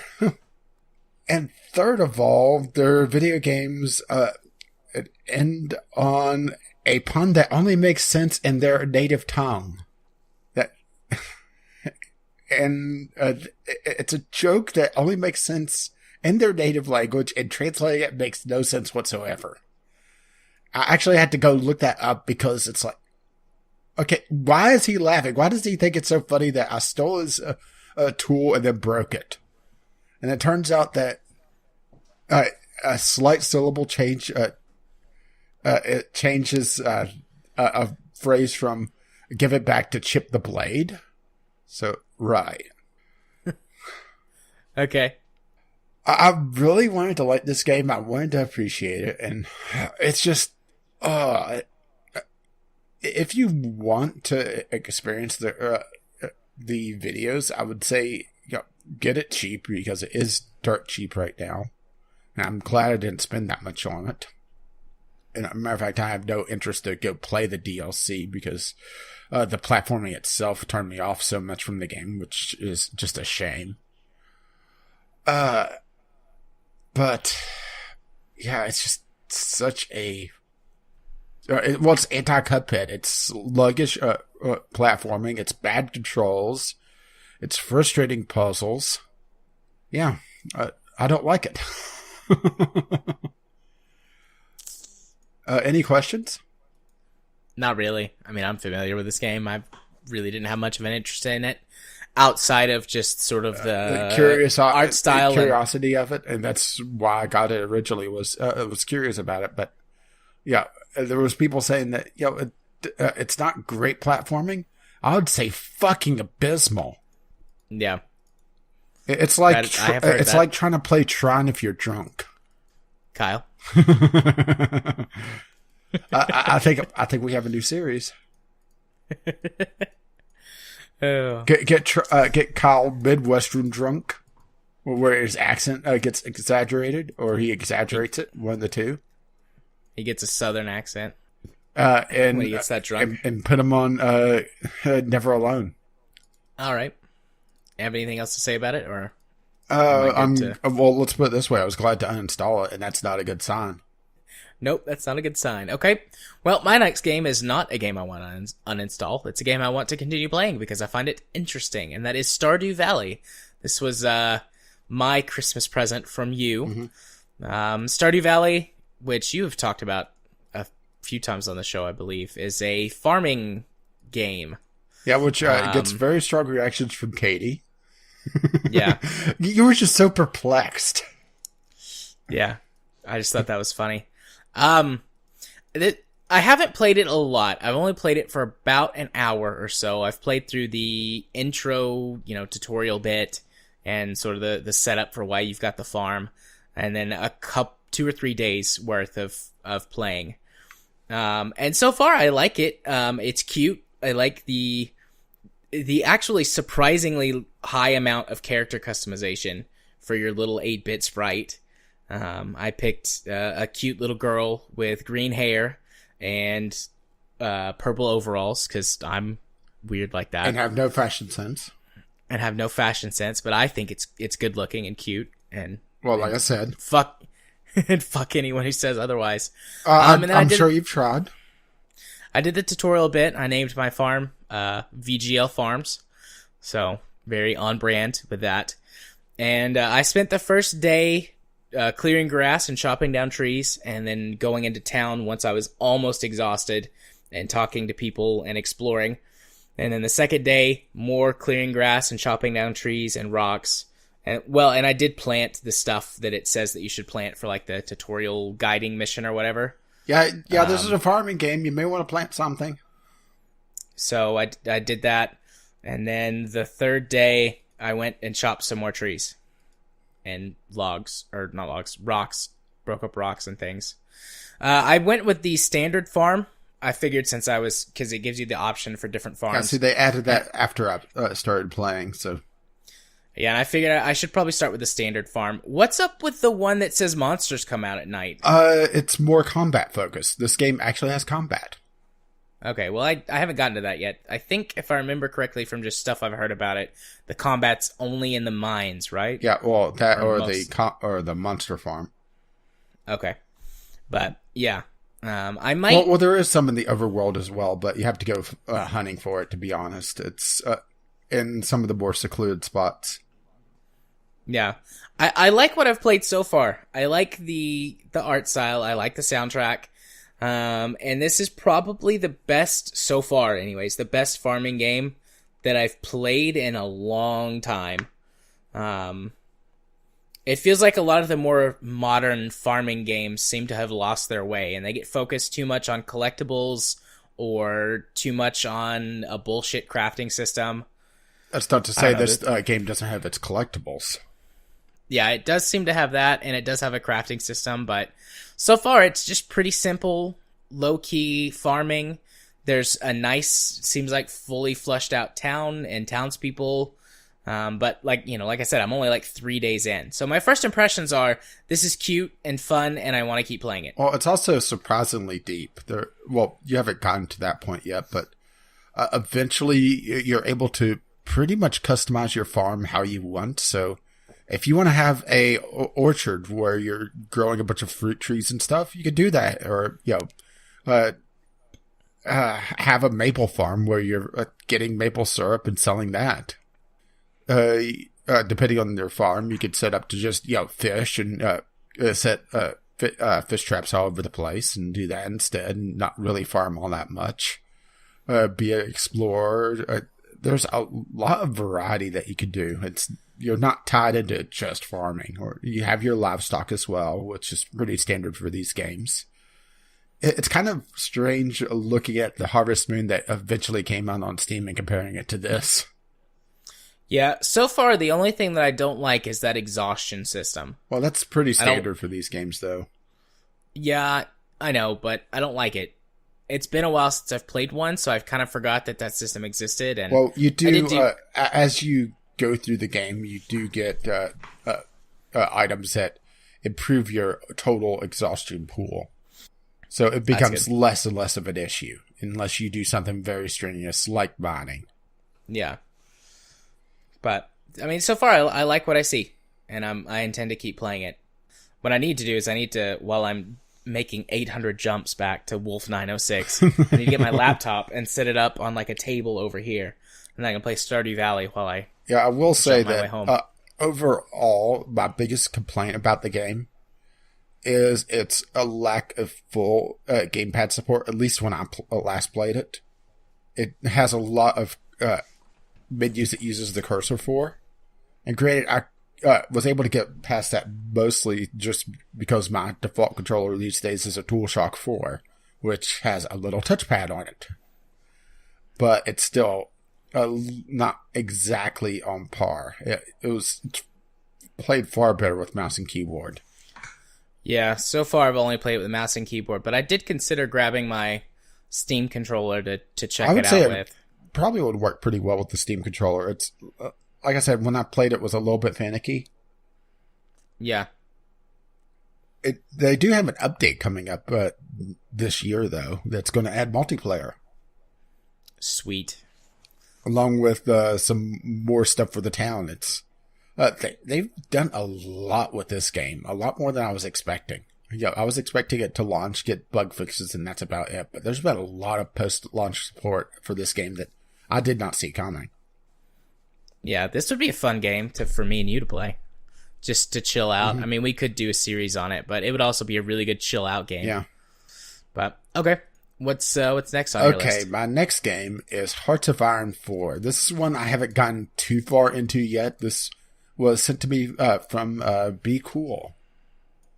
And this is my first foray. It's not my first Paradox strategy game that I've owned, but it's the first one I've really tried to crack. And it is something I'm going to have to spend a long time to be able to understand. I watched a quick half-hour tutorial, enough to get the very basics, but I'm still sitting at the map and thinking, okay, now what? What do I do? It hasn't taught me to be literally Hitler yet.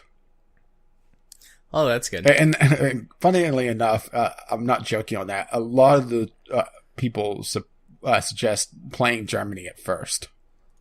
So, yeah, literally Hitler.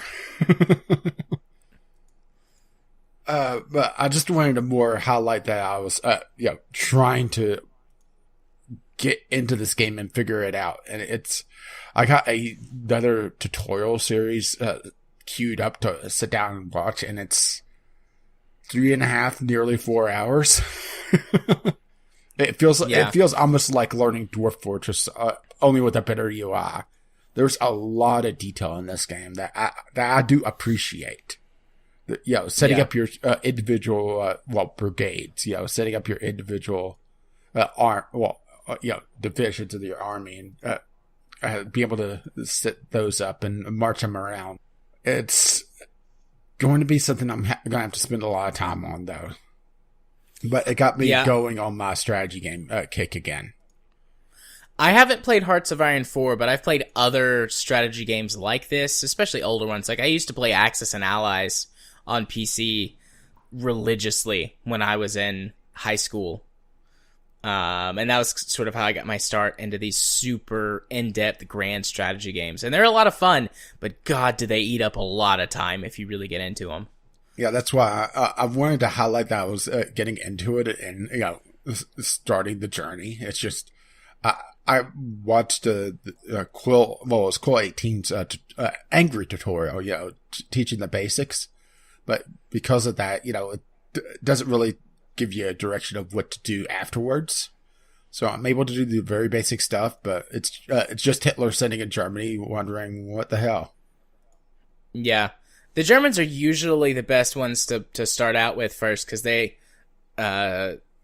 Blitzkrieg gives you a lot to do in the early game as the Germans. The early game for this is in the late 30s, not before the war. No, far before the war, actually. Yeah, Hitler's rise to power. Okay. So, it's also building up your army and, doing the time-honored tradition of invading Poland. Right, absolutely. But the main reason why a lot of people suggest playing Germany is that you determine when World War II starts. But because I don't know how to start World War II, I'm still sitting there rather confused. Right. But overall, I am enjoying it so far. It's just I'm very confused by it. But it's getting me back into my strategy kick. And that's awesome. Pretty much all I can say about it right now. I'll report back in on this one later once I've figured out a few more things and learned to be Hitler a little bit better.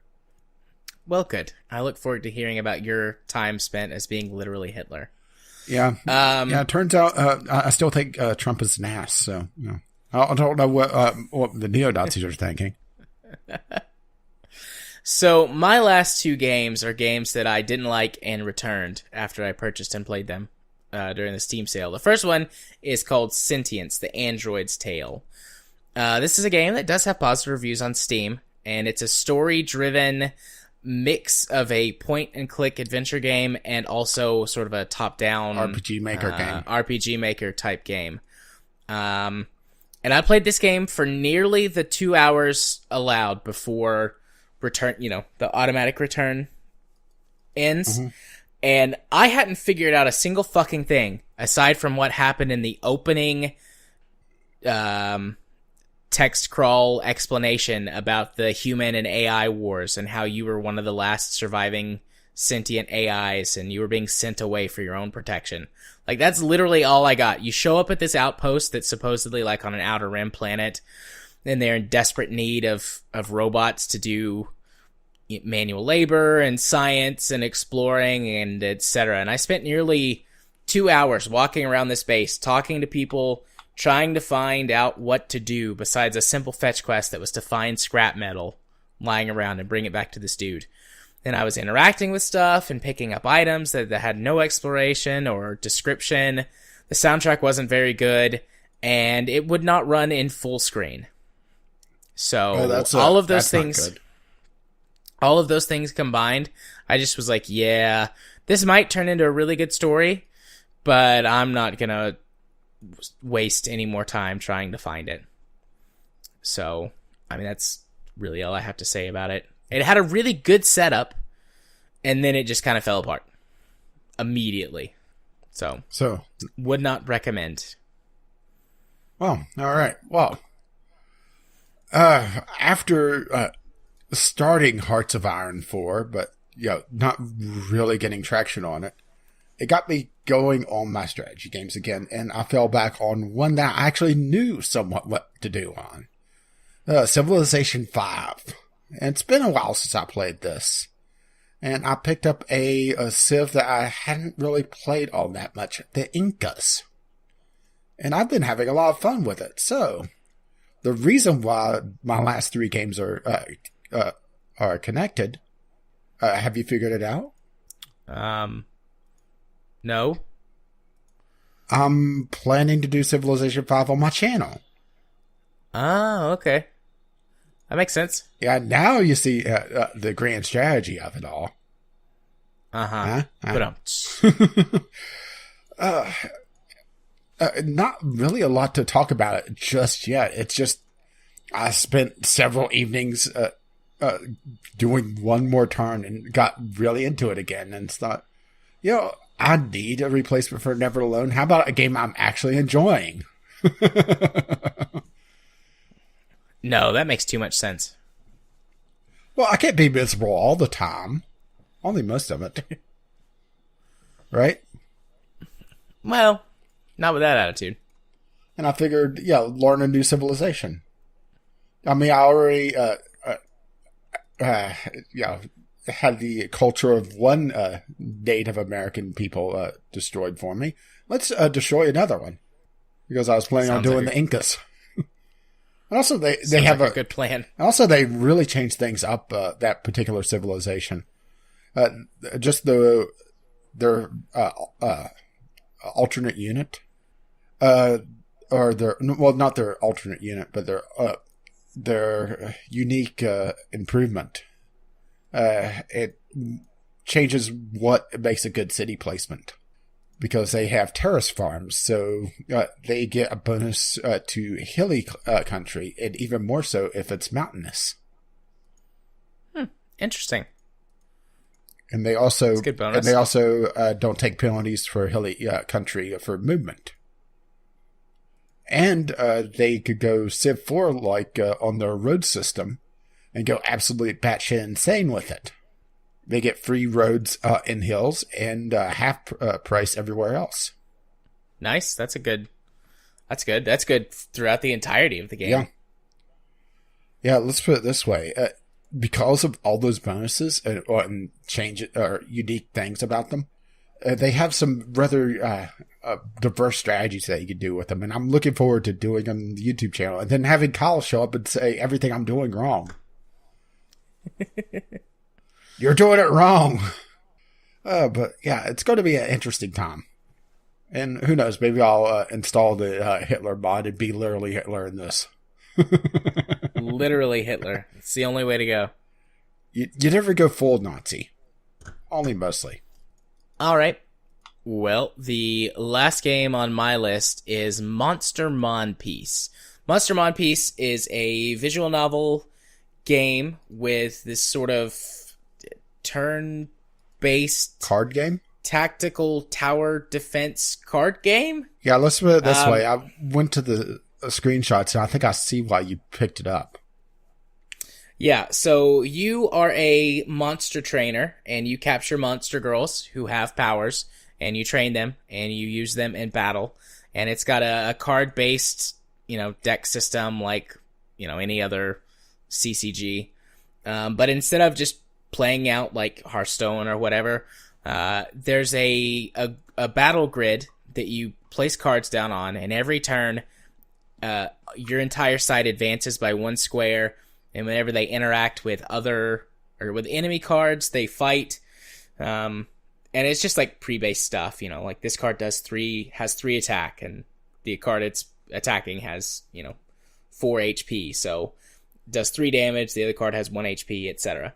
There's cards that heal, and there's cards that do AoE damage, and you can play other cards or potions or things like that to, on your turn to increase your chances of winning, healing your monster girls, whatever, just sort of standard affair for that sort of thing.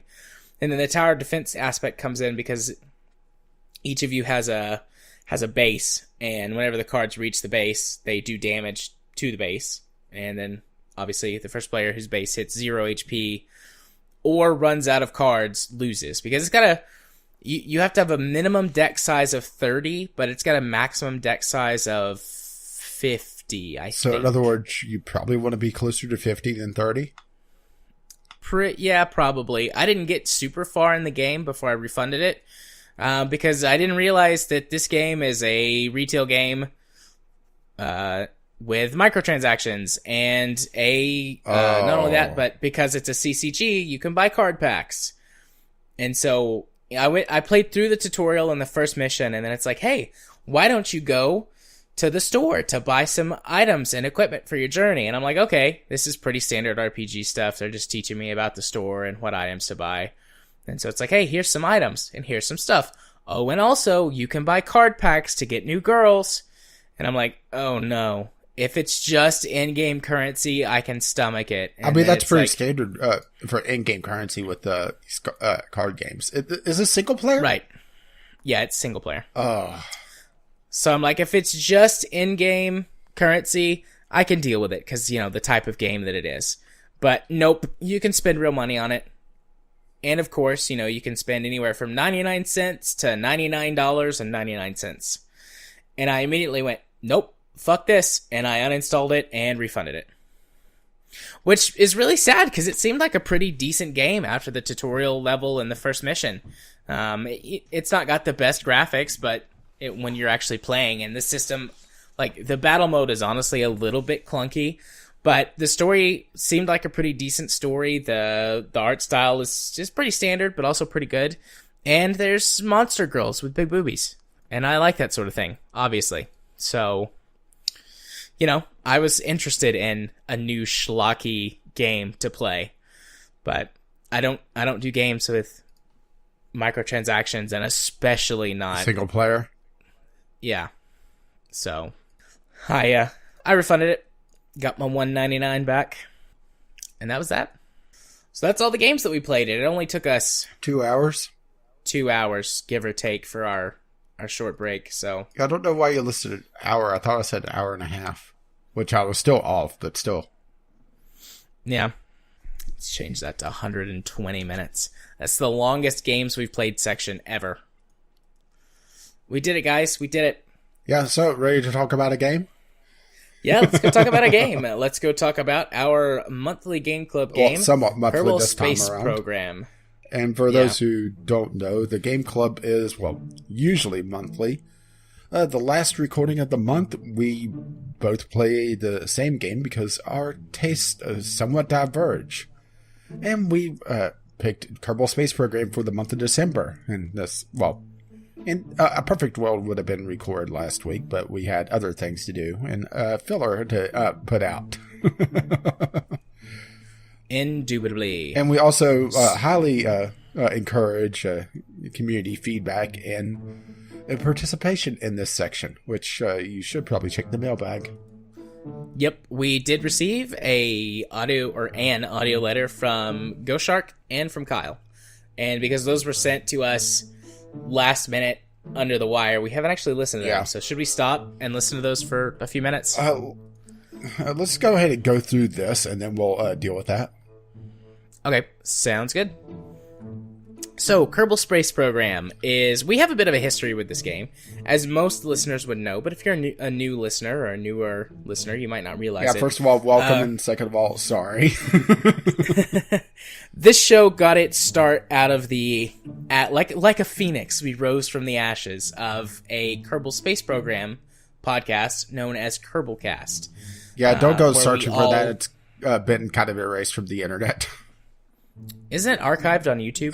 Well, I put an archive on archive.org of the pretty much just a feed dump. I didn't organize that R file whatsoever.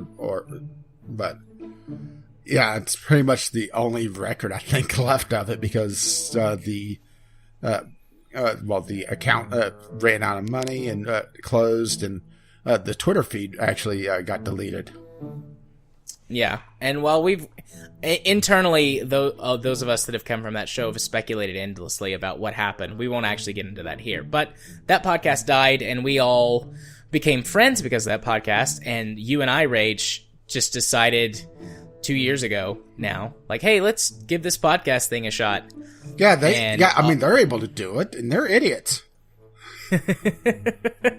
And our entire initial listening base was people who listened to Kerbalcast and also liked us and had become friends with us, because I wound up becoming like the community manager for Kerbalcast and organized like multiplayer nights and stream nights and stuff, and brought some members of the community together. So we have a long history with KSP before this. Plus, it's probably the most personal game that we've played on Game Club just due to our connections for it. Yeah. So the thing is, though, is that neither of us played KSP for at least a year, maybe longer. Yeah, I think it was over 2 years. The last time I really played was when it did or just before its full release. And then I may have loaded it up a couple times after that just to poke around with it, but didn't really put any particular time in it because, modding the game and getting it up and running with my particular flavor of things is usually a pain in the ass. Yeah. So it had been a while, and there have been several major updates since the last time we both played, and we decided, sort of for old time's sake, let's just go ahead and do it. So both of us played KSP a number of hours this month, and we're going to do the Game Club. Yeah.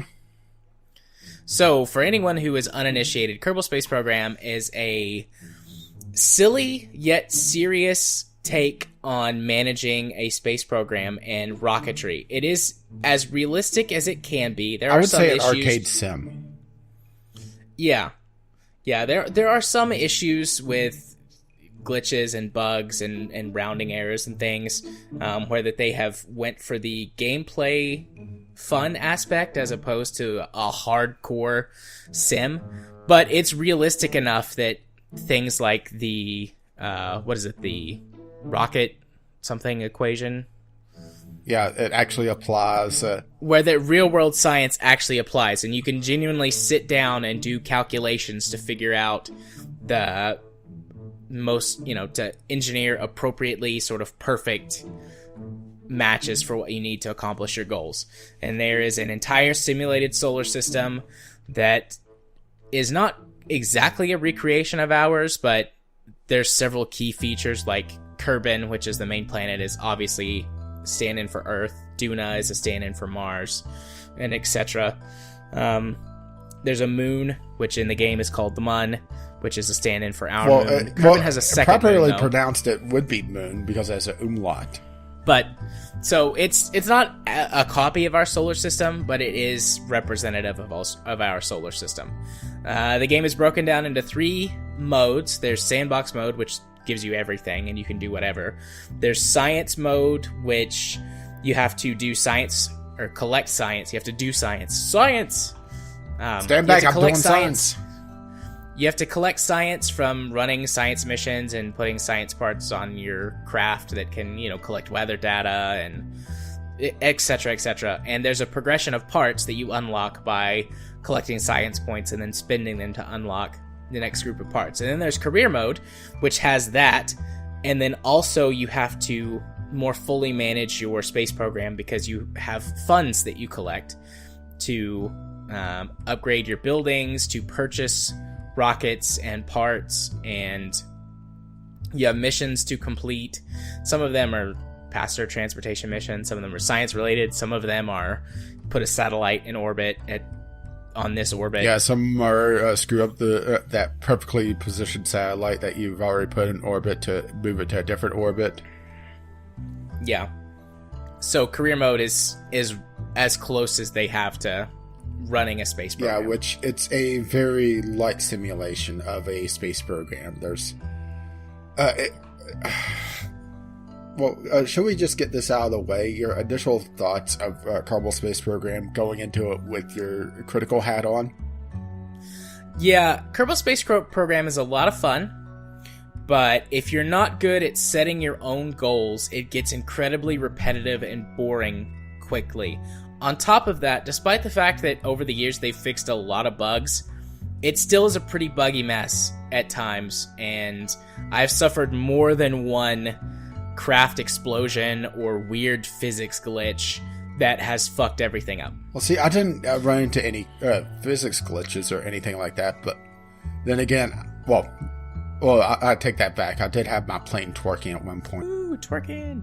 Because I was using a parts pack for extra airplane parts because the airplanes portion of this game is very light, and there's not a lot of rocket parts either. I mean, there's enough to really do a fair amount of stuff, but there's not a lot of variety, so you would run into launching pretty much the same rocket over and over and over again.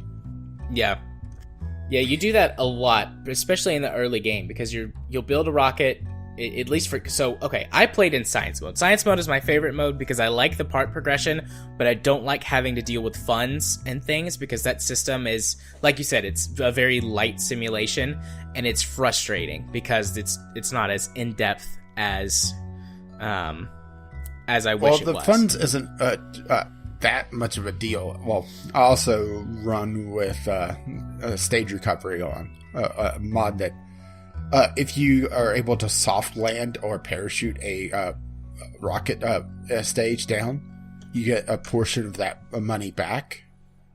So it encourages you to throw a couple of parachutes on and or build your rocket with the SpaceX style of reusability and cut down heavily on your costs. But the reason why I prefer career mode over science mode is that it gives at least some direction. Because I gotta be perfectly honest, Kerbal is a sandbox game in the literal sense of the word, where you don't really have any particular goals if you're not given them by a career mode contract. And there's really little reason, unless you have mods installed, to visit and stay at a planet outside of saying, I've been there. Yeah. See, the mod that I used to increase that was one of the planetary colonization mods, so that I would have a greater incentive to actually do things other than just, okay, I've been here, I've collected the science, let's go to the next place. Yeah, see, my big thing is I install a bunch of contract packs that adds more variety. My favorite I love to do, even though the way Kerbal's part progression is set up, and this is probably something we could talk about, is set up rovers and have them start going around. But Kerbal's part progression just feels so weird whenever you look at it in a critical sense. It goes manned missions, unmanned missions, rovers / land, or actually manned, unmanned, landers, rovers. It just feels so strange because of that. Yeah, I actually don't. I mean, that is the part progression. As soon as I get the first. Sorry, I forgot. Unmanned, manned airplanes. Yeah. But as soon as I get the Stay Putnik, I pretty much go in all unmanned. It's difficult because the Stay Putnik doesn't have flight assist or whatever it is. SAS, stability. Yeah, SAS. Stability assistant system, if I recall correctly. Yeah, but after like 500 or 600 hours of KSP, I'm even like it was sort of like riding a bicycle. It took me a little bit to get back in the swing of it, but once I was, it was just like I had never stopped playing. Yeah, see, I changed up my progression a bit with the inclusion of the Sounding Rocket mod. That was a good mod. Essentially, Sounding Rockets is just a larger version of model rockets, and they're all unmanned and have built-in their own little version of science packages that you're able to launch into various biomes and do science and get sort of a kickstart on your progression. And gets rid of a bit of the grinding, because typically you're encouraged to grind out a few experiments or just have a Kerbal get out of the spacecraft and do science around the space center, which feels off. Yeah, that's definitely true. Like, once I got Sounding Rockets, because you recommended that mod and I downloaded and installed it, and I restarted my game. Typically what I would do is I would just put a capsule on the launch pad and have my Kerbal get out and collect samples from all around the launch pad, get enough science to get up the first couple of tiers to the Stay Putnik, and then start launching rockets and collecting the rest of the science that way. Because I just, honestly, I don't like doing manned anything until I get the research labs, and then I'll put a low Kerbin orbit research lab and call it the KSS, and then I'll usually put a research lab around one of Kerbal's moons, and it's just sort of what I feel like, whether I go for Minmus or the moon, and then I'll launch one to Duna, and then I usually stop playing because that takes dozens and dozens of hours, and I've had my fill, and so I move on to a different game. And then whenever I come back, I'll start over because I'll like load it up and I'll be like, shit, I don't remember what I was doing. Or all your mods are broken. Or all of my mods are broken, yeah. Yeah, well, my build is actually slows me down a bit because I run with remote tech, which also favors unmanned missions, but it gives a flight computer, but you have to manually program it. So I'm able to have more options with my systems, but it also requires the connection back to the KSC or through relay satellites, which it heavily encourages putting a relay network in as soon as possible. Otherwise, you hit black spot, untransmittable areas. Your probe goes dead, and then you're kind of screwed. Yep. I do. So that has been in. There's a there's a light version that doesn't have any sort of flight computer. So if you go on a dark side of a planet, you're screwed. Which there's the game just. I'm probably going to get raked over the coals for saying this, but it honestly doesn't feel done. There's a lot of sort of half-baked systems. There's a lot of things that are missing. Like there's after all this time, they never figured out a way to tell you just how much delta V, how far your rocket could go on its fuel. So you're left with either using an external tool, using a mod, or guessing, and that's a very basic thing. Yeah, this game it's not unplayable stock or with no mods. It's not unplayable. That's probably the best way to learn your way around the game, is to just play stock, because some of these mods can get pretty overwhelming, both with the information that they give you and the things that they add. But after, 10, 20 hours of stock play, there are some mods that are basically must-haves because of what you just said. Like, even if you want to stick to as much stock as possible in terms of parts and gameplay mechanics, the game is nigh unplayable without either Kerbal Engineer or MechJet, which both have parts that you can attach to your craft, or depending on what game mode you are in, they just give you this information for how much delta V your craft has, and which can allow you to calculate roughly how far you can go and what you can do. And docking is also nigh impossible without one of the mods that improves the docking system. Yeah, but see, you can get by on that one with the stock. Yeah, I'm crazy with the docking. I don't use the standard docking helpers. I use a HUD that displays the essentially the nav ball just in world, and it gives me the vectors on screen, so I'm able to just line it up like that. So I'm able to see, okay, my docking port is there. If I push forward a little bit, go back a little bit, up to the left. Up a bit. Channeling Amy K from Kerbal Cast. And get my prograde vector on the docking port. I'll know that I'll dock. And I don't have a dedicated mod for it because I use that for, well, assuming I could get the damn gamepad to work with it. For airplane travel.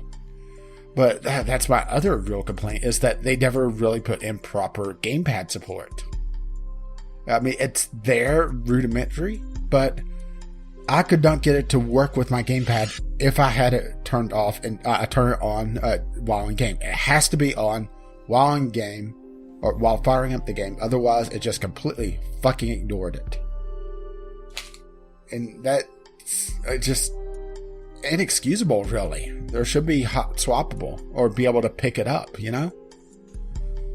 And even trying to define the controls for the damn thing when it worked. Okay. Set the control. Let's put y'all left and right on the triggers because, that's my best analog control for that. Okay, set that. Save it.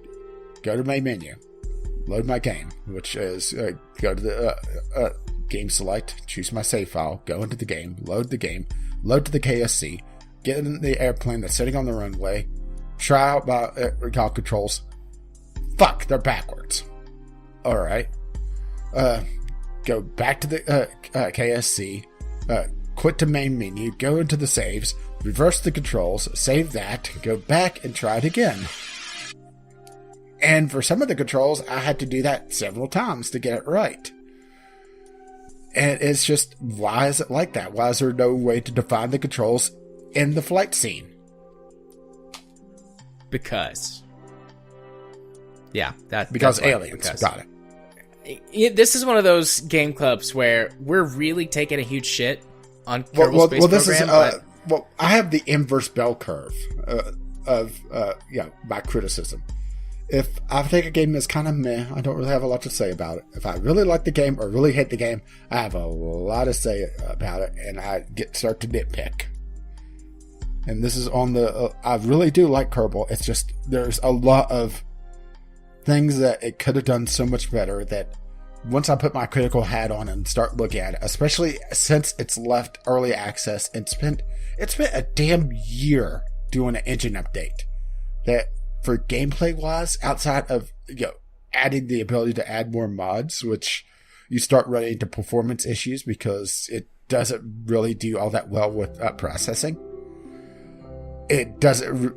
That huge, long, arduous journey did absolutely nothing gameplay wise for the game.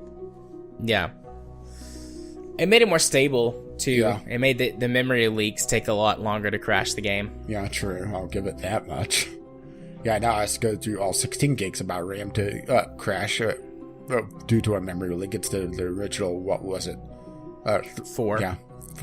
3 point whatever, because it was a 32-bit game, so it didn't quite get 4 gigs of RAM. Yeah. I'm trying to think what else there is to really say at this point. How many hours have you played KSP total? Well, I really can't say that one because I do have the Steam version, but I typically would take my Steam version, copy, and drag it out of Steam. So whenever it would do an update during its early access, it wouldn't break my game. Right. So my time is probably half of what it is in actual Kerbal, and I'd have to go look at my profile because I don't recall what my hours is. I know it's up there. I think it's easily above 100. Yeah, my time playing KSP is, I just looked at it, is 531 hours. And I've played all on Steam. There might be a few extra hours because sometimes whenever you play offline, it doesn't add the hours. And I have played, KSP does run on my laptop poorly, but it does run. So I've played KSP a number of hours on my laptop. Kerbal is reporting on trips 318 hours just on Steam. So I would say double that. Okay, so you've played about 600 hours. When I throw in my laptop hours, I've probably played about 550 or so. So, I mean, we've both played this game, between the two of us, over 1,000 hours, easily. And, I mean, that takes a lot of dedication. Yeah, like, but we still obviously nowhere don't near hate the game. Scott Manley. No, but we're also not as good as Scott Manley. Yeah, I mean, would you recommend KSP to someone who's never played it before? Oh, I think it really depends on how they feel about space in general, or space exploration, because as a game itself, without any external things, it's a tough recommendation just because of really a lot of annoyances of its design. As someone that's interested in science and interested in space, it's pretty hard not to recommend it. Okay. It's kind of a odd thing, huh? I would recommend it to anybody who is remotely interested in rocketry or aviation or space. And I think I would show it to anybody who wasn't interested. Just be like, hey, check out this cool tool and what you can do with it. It is. I have done that before. It is just an amazing experience. Getting that rendezvous for the first time, or getting that docking for the first time, or even landing on a foreign body. Yeah. I have shown this game off before to people who don't play games, don't really give a shit, and it's like, wow, that's really cool, and that's a robust amount of tools. Like, even people who weren't gamers, like, I didn't realize that you could do this kind of stuff in video games. I just thought they were, children's toys. All Call of Duty. Or whatever. I've shown it to my mom, which, my mom has some interest in gaming. She mostly just plays WoW and a couple other RPGs, but I've shown it to her, and she's really impressed. I've shown it to some other friends that don't really game, and they were impressed. So definitely recommend it to anybody who has a remote interest in science, space, or aviation. And I think I'd give it a recommendation too, even to people who are just gamers that don't have an interest in those things. If they could find it cheap enough. It usually doesn't go below $20 on sale. Yeah, that's the other thing, is that it's not really drops to the impulse buy range. It sticks around its full price, which it is a very expensive game for what it is, in my opinion. It's always it doesn't go below its 50% half off, so $40 normally. Yeah, for someone who is interested in this sort of thing, it's definitely worth it in terms of the hours that they can get in. I mean, I bought it for $20 on sale a couple of 3 years ago. It was when it was in beta 0.9 was when I jumped on board. So that would have been 2.5 or 3 years ago. And I mean, 600 hours or 550 hours and counting for $20 is good value. And I've enjoyed most of the time that I've spent. Sometimes I've gotten frustrated and things like that before, but that's sort of the nature of the game too. Get in whenever you're trying to do something and you just can't quite get it, and it gets really frustrating. So I don't think that that's a bad mark on the game. It's just, it can be really fucking hard sometimes because science and space are brutal and they take no prisoners. Yeah, science doesn't take any prisoners. It's like I said, it's a hard recommendation for me for someone that doesn't have interest in science, because I think they'll launch a couple rockets, blow up the vehicle assembly building, and not really progress. And it requires a lot of things. It doesn't really teach all that well. It does have tutorials, but it doesn't give enough information about how to deal with things. Right. Which is... well, it does have an educational version that may teach a little bit better, but because it doesn't in the base game, it's hard to recommend for someone that doesn't already have that spark, that interest. Granted, they did market this game very well. Yeah, they did. For good reason. I mean, they before Squad went into game development with this, they were a marketing company in Mexico. So they knew how to play the marketing game. And, cutesy aliens and doing wacky things. It got a certain appeal and got a lot more attention because of that. Yeah. Definitely. I don't really know if I have much else to say about it, honestly. I just always wish that it kind of developed into something more. Granted, they do have an expansion coming out. Yeah, I suppose we'll see how well that goes. But it seems like they're going for almost part pack-ish expansion, which, once again, is a bit of a disappointment. Yeah, where so many mods focus on that. I get that there's probably a small subset of the player base that doesn't use mods, but I can't imagine that that's very large. Outside of the console side of things, which they had to re-release the console version as an enhanced edition with better controls because it was such a disaster of a port. I was not aware of that, actually. Yeah, they are re-releasing the console version, and I believe they're giving it to previous buyers for free because the console version just never ran that well. Granted, it does have fairly good gamepad controls. They have this sort of time or negative time dilation thing whenever you're looking for action groups. To try to make up for the fact that they don't have a keyboard. Right. That's pretty cool. Yeah, I wish they had the gamepad support on the PC version. That's the one thing I wish for. Yeah, I've played actually using my joystick before. It's okay. Well, the thing is that I don't... Because I've transitioned from a wired controller to a wireless controller, I don't keep my controller on all the time now. So that's also the problem with that. Before, I could just leave my controller plugged in and, not touch it and it'll be fine. But because I have a wireless controller now, and I've set up DualShock for Windows to shut down my controller if it's idle for too long, I either have to go in and turn off that setting and then, forget about it later and then run my battery dead on my controller. Or, I guess I could just plug in the controller, but that, it's probably not a good idea to play a DualShock controller with it plugged in. It wouldn't have to put a lot of stress on that small port, right? It uses a micro USB port, so it doesn't seem like a great idea to do that. Hey guys, hope I get this in time. It's been a long time since I sent something in, so let's give it a shot. Anyways, talking about KSP, what can I say about it? I can say for sure that it's my most played game ever, judging by the number of hours it's on my Steam account, and that's not including all of the extra hours I put into the non-Steam based folders I had for it. Let's see.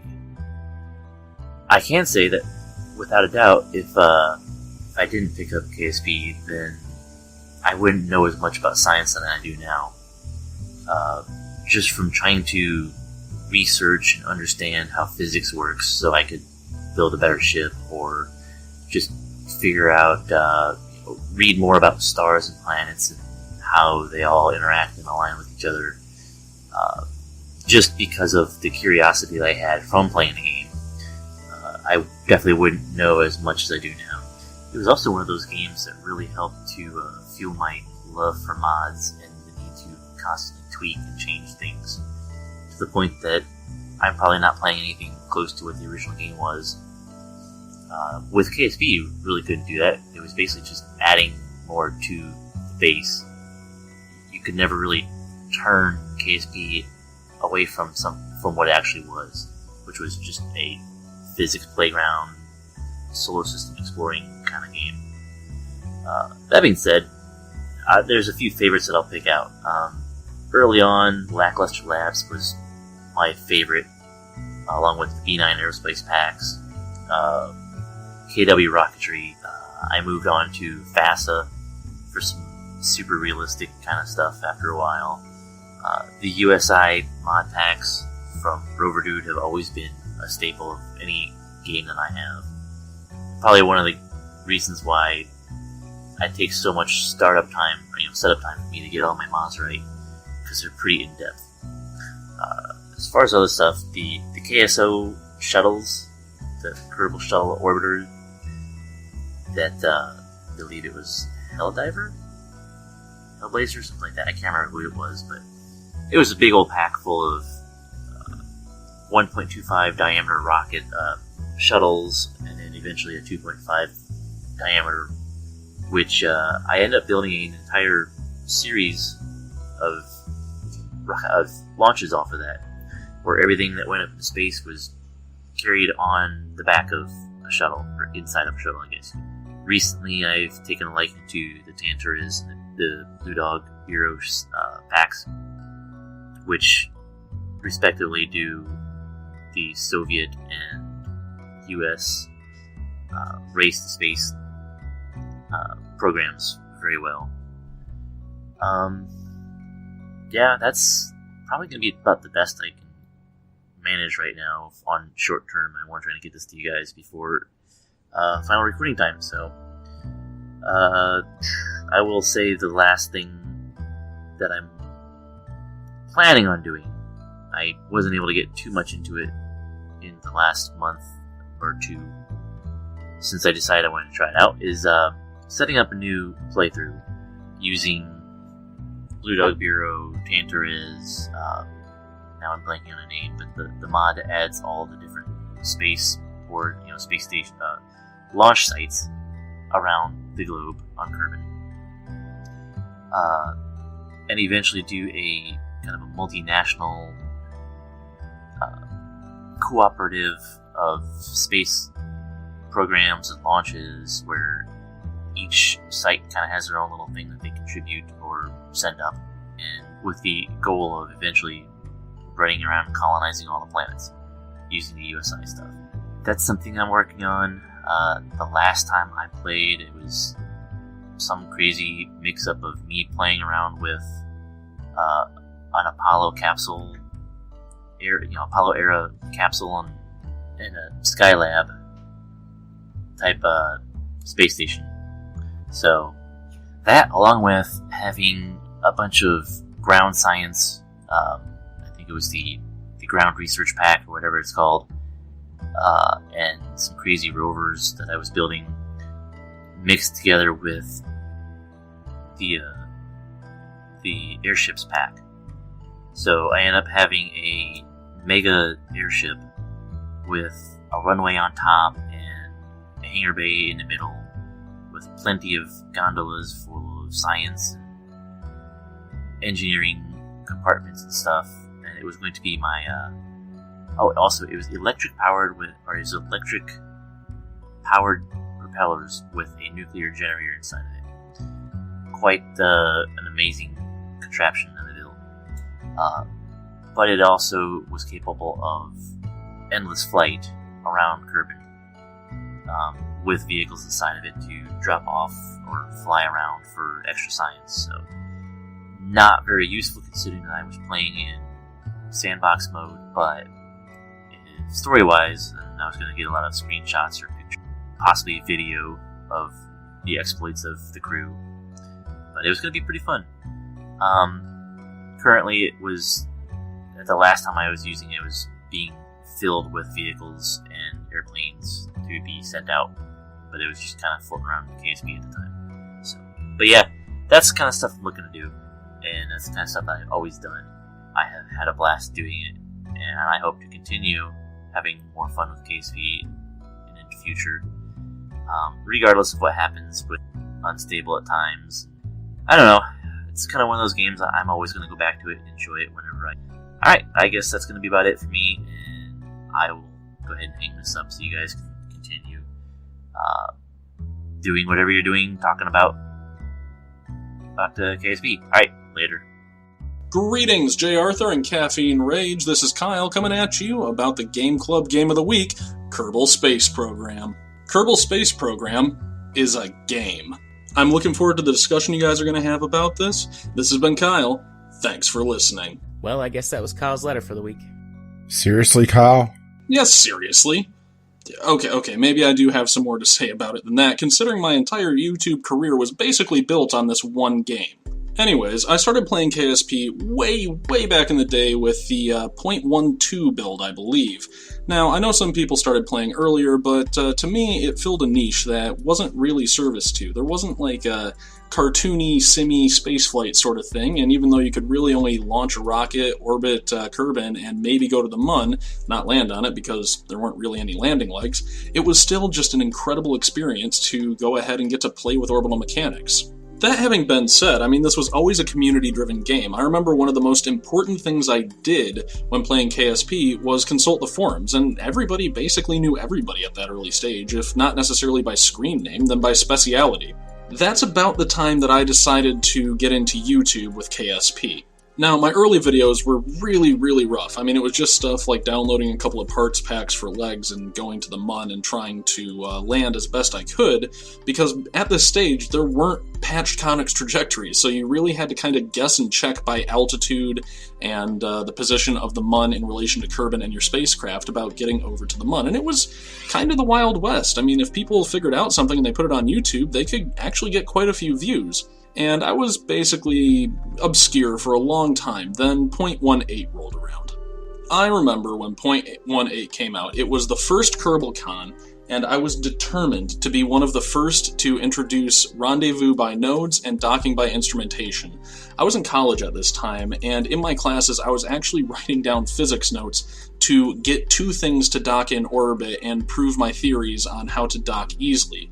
And I knew if I was the one of the first ones to post this and have a good video, I stood a good chance of actually standing out in the KSP YouTube community.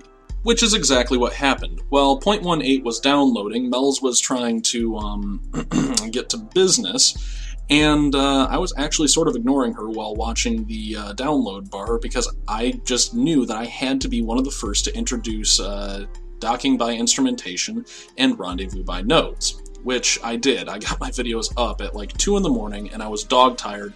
I went to bed not knowing if these two videos would get any traffic whatsoever. And lo and behold, they did. I went from having maybe like 1,000 views to having over 15,000 views basically overnight just because everybody was watching these videos because everybody wanted to know how to do this. And that's basically how my YouTube career went, and my big mistake with KSP was tying it to my YouTube channel. See, while I still think KSP is a fun game, I got very burned out on it because KSP stopped being something that I would do for fun. It became something that I had to do to produce content. And while I was very successful at it for a very long time, eventually I ran out of new stuff to show, and that just made the game very frustrating for me because I could either sit there and bastardize videos that other people had done to try and generate content for myself, or I would have to spend hours upon hours a day literally banging my head against some engineering wall until I figured out some clever way to do it. Which I understand that's KSP in a nutshell right there, but the fact of the matter was if I wanted continued views, I had to do that, and that ultimately is what kind of ruined KSP for me. And I've tried to go back and just play it recreationally, but ultimately, I mean, I just got really burned out on the game, which is basically the major risk that early access runs, that people can get very burned out on a game before it's even released. Now, am I saying that people shouldn't go play KSP if they've never played it, or just play it again if they enjoy it? Hell no. Like what you like, and honestly, there's a lot worse time sinks than KSP. My closing thoughts are these. KSP, it really actually shaped my life in a lot more ways than just giving me YouTube content. Yeah, it made me a YouTuber for a few years, and that was fun, but ultimately I got burned out on the game. But it did also introduce me to the Kerbal cast, which is actually how I got started contributing to podcasts and why you're even hearing my letter on this channel at all. So KSP will always hold kind of a special place in my heart, even if I don't go back to it anymore. And third, and I guess, least significant is if KSP didn't exist, then the character of Crash wouldn't exist either, considering I would have had no reason to modulate my voice. Or should I say, Rage would have had no reason to modulate my voice. Seriously, Kyle? Yes, seriously, Kerbal Rage. Yes, seriously. Anyways, this has been Kyle. Thanks for listening. And maybe next week I'll come back with some more video game legal stuff, sort of tangent related. Alright, y'all have a good night. Alrighty. That was our 2 audio letters from Ghost Shark and Kyle. Thank you very much. Yeah, pretty much not a lot to add to them. Ghost Shark does address the Bethesda complex problem, though. Yeah. Yep. But I will... And there is one thing that Kyle kind of alluded to, but we didn't really talk about, is the community behind this game and how supportive they mostly are. I mean, granted, you always run into the jerk occasionally, right? But usually they're very supportive and congratulatory towards milestones, even if you're definitely not the first person to land on mine. Yep. But I mean, that is a big milestone for new players, you know? Actually, I went to Minmus first. Yeah, I landed on the Mun first, but I probed Minmus first. Oh my. Wink. I hate to even think what you did to the bow hole. Oh.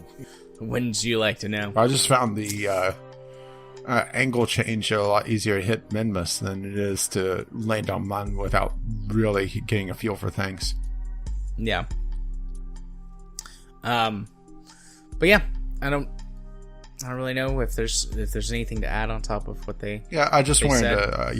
to highlight the community because there was a little bit of illusion, but not a direct shout out. So shout out to the Kerbal community. You guys are awesome.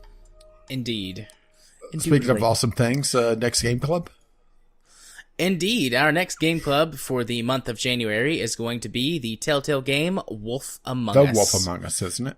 Isn't the Wolf? I typed Wolf Among Us, but it probably is the Wolf Among Us now that I think about it. The Wolf. Yep, the Wolf Among Us. Yeah, because Wolf Among Us doesn't sound quite right. But The Wolf Among Us is a Telltale game based on a comic book. It's actually a prequel to the first run of the comics. I believe the comic is just called Fable. Yeah. I had a friend that kept trying to get me to read it, but it's a fucking long series. And it just... Yeah, I've never... And I looked at bits and pieces of it, but I never sat down and read the entire thing. Yeah, I've never read the comic at all. I just know of its existence. Well, since this is a prequel, it doesn't really matter. That's true. Very true. So, I imagine there will be a bit of compare and contrast to Life is Strange in this. But this is mostly picked because we're losing it a week to Kerbal because of just how the timing landed on Jared being out of town. The award show needing to be out either that week or the week after. And just all the madness that the schedule had. Yeah. End of the year is crazy, especially on the years where it's us that travels to the in-laws and not the other way around. Because at least if I'm home, I have my setup and everything and we could work something out. But if I'm gone, my laptop, I can't take my entire recording setup with me and my laptop can't handle it anyway. So with that attitude. We recorded the very first episode of the show on my laptop and that was a disaster. Yeah, and I've tried to record an episode on my notebook. Granted, my notebook is probably worse and now it has a power issue that I need to replace the power port on it and just have it wanted to do that because that is tearing the entire thing apart. Yeah. So anyways, yep, next Game Club game, The Wolf Among Us. Let me do a quick look-see. There are several friends on that have it. Yeah, and technically we're not losing a week because it is still 4 weeks. Yeah, January has 5 weeks. So let's see. Phil, Spaceman, Ghost Shark, Blastodon, and El Maestro. You all Doing have the call Wolf outs. Among Us. Yep. Yeah, we'll be recording this on Tuesday, the 30th. Unless, something happens and Jared's life causes more issues. Yeah. It's always my fault. Actually, on this occasion, it is always my fault. I don't think we've ever missed a single episode because of you. I was too sick to record that one time. Okay, one episode. So it's only 99.9% my fault. I can live with that, actually. That's good. That puts me up a little bit compared to how it usually goes around here for me. Where it's always your fault? Yeah, pretty much. But let us move on. There will be some things cut on the chopping block because we went so long. Yeah, it was mostly earlier. games we played. We Yeah. ended up not talking So about Kerbal as much as we thought. Kerbal is a very mechanics-driven game, so I guess that makes sense. So we're just going to skip to Community Corner this week before we get to Jim's text letter. Were there any tweets or anything Yeah, this week? we actually have two tweets, one from Jim and one from Kyle. Okay. Let's do Kyle first. VGL community. Mel's and I got a terrarium with the intent of getting a corn snake, and we're open to suggestions for names. That one snake is the secondary name already. Yeah. I responded to this tweet. Yeah, and earlier I responded to Snakey. you, and I responded to your name. Yeah, Snakey McSnakeface. Yeah, sometimes you're very amusing, and then there's now. Oh, you think I'm amusing sometimes? That's so nice. Yeah, well, Thank you. broken clock, Fair play. And then, Jim, this is a very old tweet, but then again, we haven't exactly done a fresh show for quite a while. Don't miss Jim Sterling savage takedown of "it's just cosmetic" argument for excusing exploitative business models. And I do agree that there is a lot of excusing of business models. One of the podcasts I actually listened to, and this is going off of Jim's tweet now, but it's kind of funny they did their year-end special talking about 2017 games because, that's original. I realize the hypocrisy in that one. But they refused to... they said that they originally had Battlefront 2, but couldn't really support it because of its business practices. They immediately started talking about Destiny 2. Right. Well done on them. With massive sarcasm quotes. And their argument, a lot of it, well, they kind of glossed over the entire loot box clusterfuck there. But, I have a feeling a lot of their excuse would be just, it's cosmetic excuse, which I'm not as hardcore against it as Jim Sterling is. But, we are on the slippery slope. Yeah. Yeah, that was a good video of Jim's. I would recommend anyone who hasn't seen it to go watch it. Yeah, he is hugely, really anti-microtransaction in general. And just the fact that microtransactions are so, they're macro these days. But we've gone on to that before. Microtransactions to me are always, sub-dollar or, the big ones are over $1. Most microtransactions these days are at least $1, usually a few. Yeah. But then again, I'm a cheapskate. Indeed. Okie dokie. 1 second, and then we'll dive into Jim's. Boom. Done. For some reason, Idolmaster crashed, so I had to sign back in. Alrighty. So, Jim, a couple of weeks ago, the last live recording that we did, I mentioned the free-to-play stuff and the conversations I'd have with Jim, and I asked him to sort of re-explain what we had talked about and see if he had any sort of good free-to-play games with good business models to talk about. And he responded to that with a decent explanation, so we'll get into that. Stop me if you want to talk about All something, or I can just read the whole thing, and then we can talk about All it right, I'll afterwards. stop you if there's anything I want to jump in on. Oh, I'm trying to save what voice I have left because my throat's feeling rather scratchy now. And I'm on bottle number 4 of water, and each one is 1.5 liters. And that's why there's been a few breaks. I forgot the Kerbal diaper. Poor Rage. Okie dokie. Jim begins. The problem with free-to-play games is that they have to suck by design. Allow me to explain. Assumptions. Number 1, game developers are in it to make money rather than give away products for free. Number 2, most players do not pay a thing. The majority of money made is from a small segment of the player base. Number 3, gamers will not pay unless incentivized to do so. They are not philanthropists either. The problem with free-to-play games that have microtransactions is all to do with how they incentivize players to pay and how much they want to get from each payer. And that is payer, not player. The number of payers, number 1, the number of payers is much lower, so the average payment per player must be much higher than a traditional game. Number 2, whales and dolphins are where they make the bulk of their money, so they are the ones catered to. Number 3, cater to whales. The price ceiling must be extremely high or non-existent. Number 4, therefore the price to buy everything in the game is usually in the thousands or tens of thousands of dollars. By needing to extract so much money from players, the value per dollar for the microtransactions is really, really low. I really take issue with this fact since the total cost of a game could be $0 plus $2,000. But hey, the first hit is free / sarcasm. So, how do developers get people to pay? They introduce pain points into the game. They could be anything from real-world time delays, grind walls, loss of progress, excessively hard sections, loot boxes, premium currency requirements, etc. This necessarily makes the game less fun to play. If it wasn't, there would be no reason to pay to overcome the pain. My gripe with the business model is that all of the games become too expensive to play. Whether you're talking about excessive grind or excessive microtransaction fees, to a paying player, they offer the lowest value per dollar in gaming. It necessarily has to be that way in order for the game to make up for those who don't pay.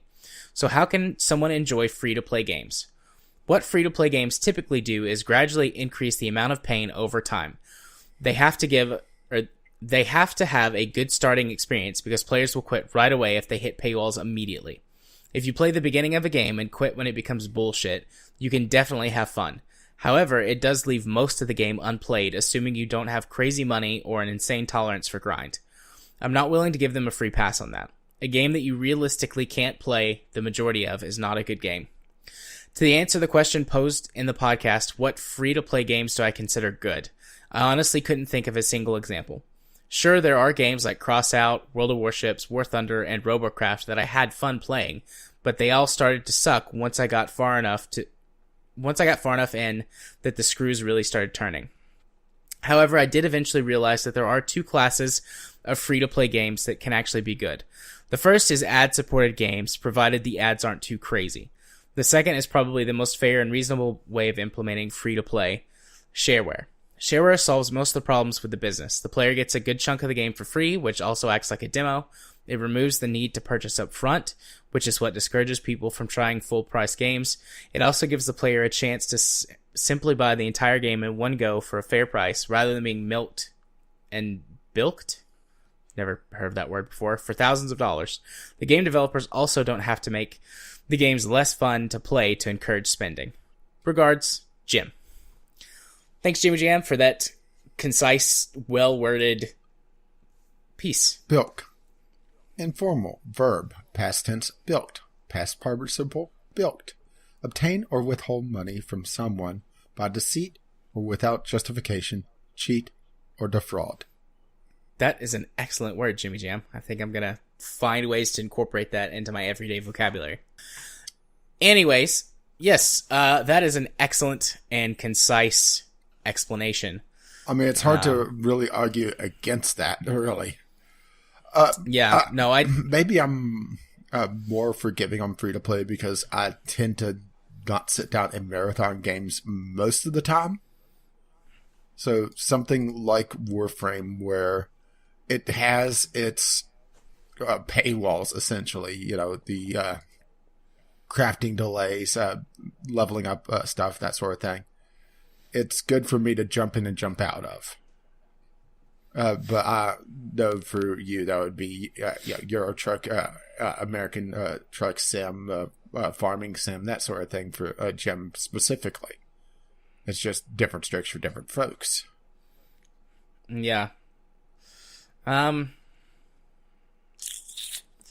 I'm not sure shareware is really enters in the conversation here, because it's also that's what demos used to be, literally. Yeah. So he's essentially equating the old demo model to what free-to-play is these days, or ad-supported, which is essentially the mobile market, but then they try to funnel you into more and more ads, which by design sucks. Yeah, I think when done properly, ad-supported is probably the best free-to-play, but when it happens on mobile, it's obviously incredibly obtrusive. Either the game, pauses to show you an ad, or you get constant pop-ups on your screen. And part of that's just game developers abuse the mobile market because they can. Yeah, yes, just wait till Steam gets wind of this. But the best sort of advertising that I can think of, and I don't know how this would work with every game, but sports games and Rocket League and things like that, I think we've talked about this before. If they put ads actually in the game, in the billboards and in the stands and things like that, that happens in real sports and in real racing. Why not do that and either offset the cost of the game, making it cheaper, or free altogether? But, that's basically one genre that has a way to properly do ads without feeling exploitative or taking people out of the game experience. Well, I know, Burnout Paradise. It had real ads on some of its billboards. Yeah, a couple of the Need for Speed games have done that too. The Underground 2, I believe, did it, and Carbon. So racing games could get away with it with their billboards, or even just sponsorship on the cars themselves, because that's a normal thing. Yeah. Outside of that, though, I don't know how that model would work. I mean, it could just be most games have a launcher or lobbies. There could be ads off to the sides there. Yeah, but I fucking hate it whenever I update my drivers and have game ads there. Yeah. There could I could see that having potential, though. It would take a bit to sit down for some types of games. Yeah, but see, this isn't easy money. That's also the problem. Yeah, the amount that they would get from ad revenue too is, I'm sure, much less than they get from. Yeah, especially if there's some sort of big controversy with the game. Yeah, can you imagine? Well, it's attached to some tragedy, or even an outrage group, but find something offensive about the game, because that has happened. If it was attached to their entire income was attached to just advertisers, that would completely ruin them. So it's I think it's probably too finicky of a system to support wholly. Yeah, I do like shareware. I do like demos, and I get where Jim's coming from on that one, but I mean, those have basically disappeared in the modern landscape, for better or for worse. They're gone. I mean, you do have YouTube to sort of take that place, or Twitch, but I mean, there's nothing like getting hands-on experience with the game yourself to see whether or not it's something you would like. Sorry, go ahead. I was gonna say I do really like that. I miss the days of demos and shareware for classic Doom and things like that. But I don't know how long shareware lasted. Actually, even modern demos, they're a rarity. But part of the problem is, one, if a game is in current development, where do you set up the demo? Because it's still being built. Or if it's early access, how do you build a demo? Kerbal had this problem for a long time. Bring it back to Game Club, where their demo was severely out of date because they updated the aerodynamics model, or they updated the launchpad itself, so it wasn't an accurate representation. Or then how do you Yep. limit the game? You know, do you just limit the parts and then possibly give the wrong idea of what the limits are of the game, or what? So, certain games have a severe problem with demos because it just it's not easy to have a slice without changing what the game looks like or giving a different impression of the game. Yeah. Honestly, at this point, given how that my view has shifted a bit on all of this stuff, probably I would say the best way to enjoy a free-to-play game is to play it until you not having fun anymore, until you feel like you've hit that wall, and then you have to decide for yourself, is this something that I want to continue doing, or do I jump ship and go find another? Yeah, and also try to avoid the sunk cost fallacy as well. Yeah. That's the one sort of saving grace, I guess, with this sort of business model, is that these games are free, and typically the best, like Jim said, the best parts of the game are front-loaded to try and get you hooked so that you'll spend money when you hit the paywalls. So you could have a really good time for some games, probably hours. Or if you're 10 hours or so. Or if you're in mobile, seconds. Yeah. 10 hours on PC, 10 seconds on a mobile device. Yeah, then you realize, oh shit, it's another clicker. But a lot of games too, just thinking, like I've tried a bunch of different free-to-play games over the years. Typically in the beginning, they'll give you a whole bunch of stuff that's time limited, time sensitive. You have to use this stuff now before it's gone. And that would be a really good way to enjoy the game. You get 72 hours of gear or whatever. I can't remember what it was, but there's a free-to-play shooter. I know there's several, but one of them gives you like a week with some really good equipment. That's sort of like a rental, and then it's gone. So you could play for that week and enjoy the good gear and having fun, and then afterwards, if you don't like the gameplay without the good stuff, just quit. Uninstall it and install another game. Blacklight Retribution did something like that, but also you didn't really buy the guns, you always rented them. And the strongest guns were always the most expensive, and it turned into a pay-to-play or pay-to-win scenario. Yeah. Yep, I mean, that can happen sometimes for sure. But I think, I mean, really, unless you just find a free-to-play game that you're like, this is my jam, I love this. Which for me, I think is World of Warships, because I still am playing World of Warships. I just don't talk about it because I've talked about it like 100 times on the show. But I love the theme. I love the concept. I have a blast with it. I have put some money into the game, which means that I can basically do whatever I want at the most fun portion of the game, which is like the low to mid range matches. So I have a good time when I play it, but all of the other free to play games that I've ever played, I just get tired of after a little while. The only other one that's ever come close has been Warframe, and I even dropped off of that eventually. I know you've been trying to get Katie to play it. If she plays it, I'll probably come back and play just to be able to play something else with her too. She wanted something to kill, and yeah. Warframe's probably the better free-to-play shooter that you're not.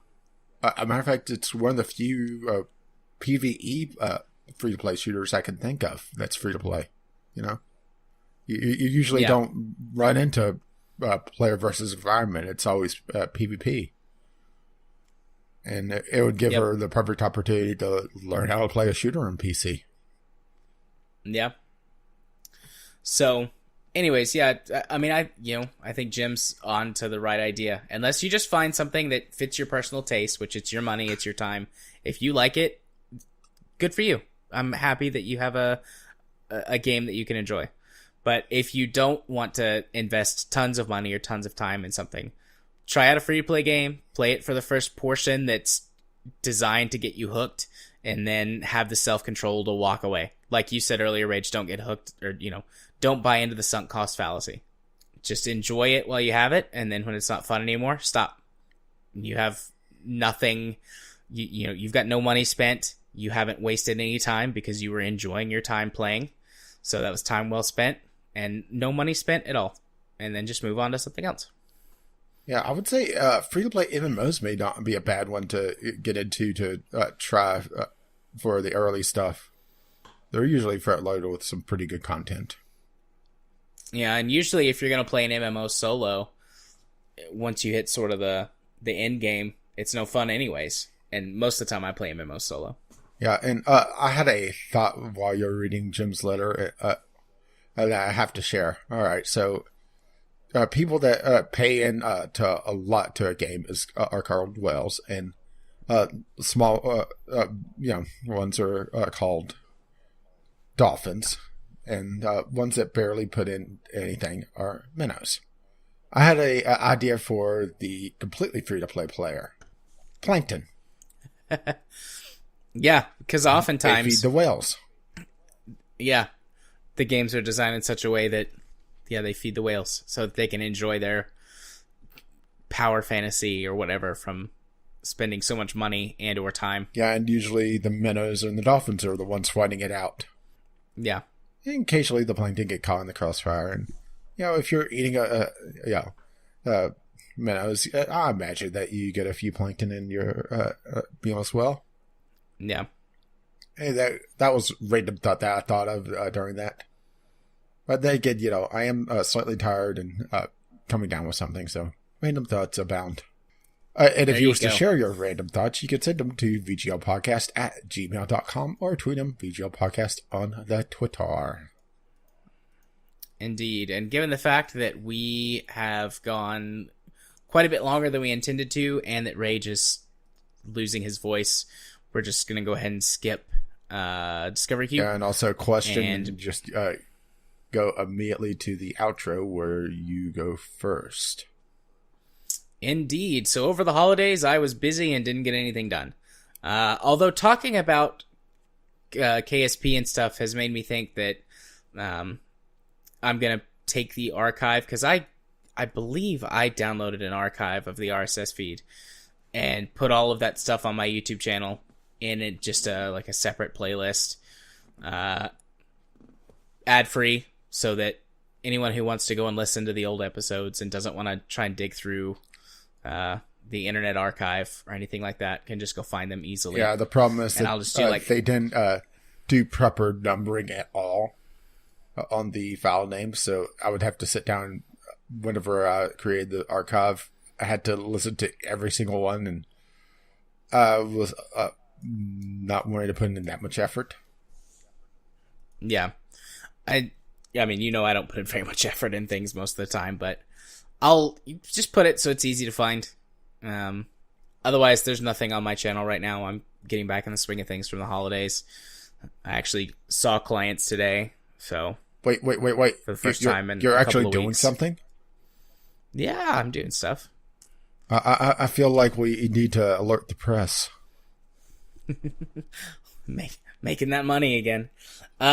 Anyways, if you want to go to my YouTube channel and see my older content and maybe dig through the Kerbalcast archive, you can do so by searching for Gaming Psychologist on the YouTubes. If you want to follow me on Twitter, where I tweet about all sorts of random things, you can do so by following me at JMA4707. Streams are coming back. Streams will be coming back, I believe, on Monday nights, I think is what I've settled on. Which I know that's not Fridays, but still, with Katie working mostly nights, Friday night is a big night for her, so I have to be kicked out of the office. So I'm thinking Monday nights for streams, and if you want to find the streams, come watch them, participate, play along, chat. You can do that over at twitch.tv/jarthur4707. Also, if you want to be my friend on Steam, you can do so by sending a friend request to jarthur4707. I accept all friend requests and chat with all the lovely, lovely people. And if you wish to let them know exactly what episode of the podcast you're coming from, the password for this week is Space Monkey. That's a good one. Space Monkey. So, my YouTube channel is still very light on content. I just finished Never Alone just before the New Year's and took New Year's Day off because timing would have just been annoying as hell. Plus, I had to actually figure out what I wanted to do, and Had time to get into Kerbal, get some a few extra hours, and the week before that, the Mega Sunday sampler that got hardly any views, but that's kind of how my channel is these days. Took a lot of time, so I didn't get to get RimWorld up and running.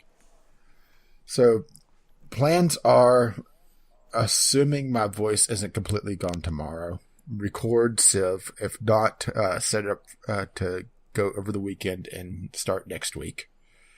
Finally get my playtime in RimWorld to make sure that is a stable build, and start RimWorld in probably 2 weeks. And then try to track Jared down. Yay, track me down. Because I do want to get Divinity off the table. We do need to do that, yeah. We should wrap that game up. Yeah, assuming we could even playing another game. Could even remember what the hell we were doing. We'll figure it out. Oh, we'll just kill everyone. Eventually we'll find the right one. There you go. But Sunday Sampler should still be okay for this week. It's still going to be a light week on game releases because, Steam sale, even though the Steam Direct bullshit is still flowing ever so nicely. Yeah, so many bad games. Why the hell did they take Steam Direct? Money. Oh, right. Well, at least it's not loot boxes. So you can find all that other nonsense at A Gaming with Caffeine Rage on the YouTubes, or just find me tweeting occasionally at Gaming with a CR. So, let's see. Once again, if you wish to contact us on Gmail, it's vglpodcast@gmail.com with your letters, voicemails, gaming-related topics, or just tweet us VGL Podcast. Our Patreon, which... kind of funny. I do the public service announcement talking about how Patreon is changing their fees. Wanted to be a nice guy. Then they double back on it. So if you remember all that stuff I said a few weeks ago about Patreon changing their fees, strike that, reverse it. They changed it back. At least for now. I mean, I understand their heart was in the right place, but they didn't think through, because a lot of Patreon projects are supported by their lower donators. A lot of people on the lower tiers. So their heart was in the right place, their brains weren't. But if you wish to help us help pay for our brains not being in the right place, you can find us at patreon.com/VGL Podcast. If you need the show notes or want to get the RSS feed, it's vglpodcast.podbean.com, which has been supported by our lovely, lovely Patreon supporters. Or you can just find us on iTunes or Google Play or Stitcher or wherever Jared has stuck us. Our intro and outro music is On the Ground by Kevin Lloyd. You can find his work at incompetech.com, and I am going to go rest my voice now. As always, as his lovely music starts to roll across my voice. Bye-bye now. I think I need a lozenge. Also, Happy New Year, everyone. It's 2018. Maybe it'll be a smaller dumpster fire than 2017. Anyways, bye-bye.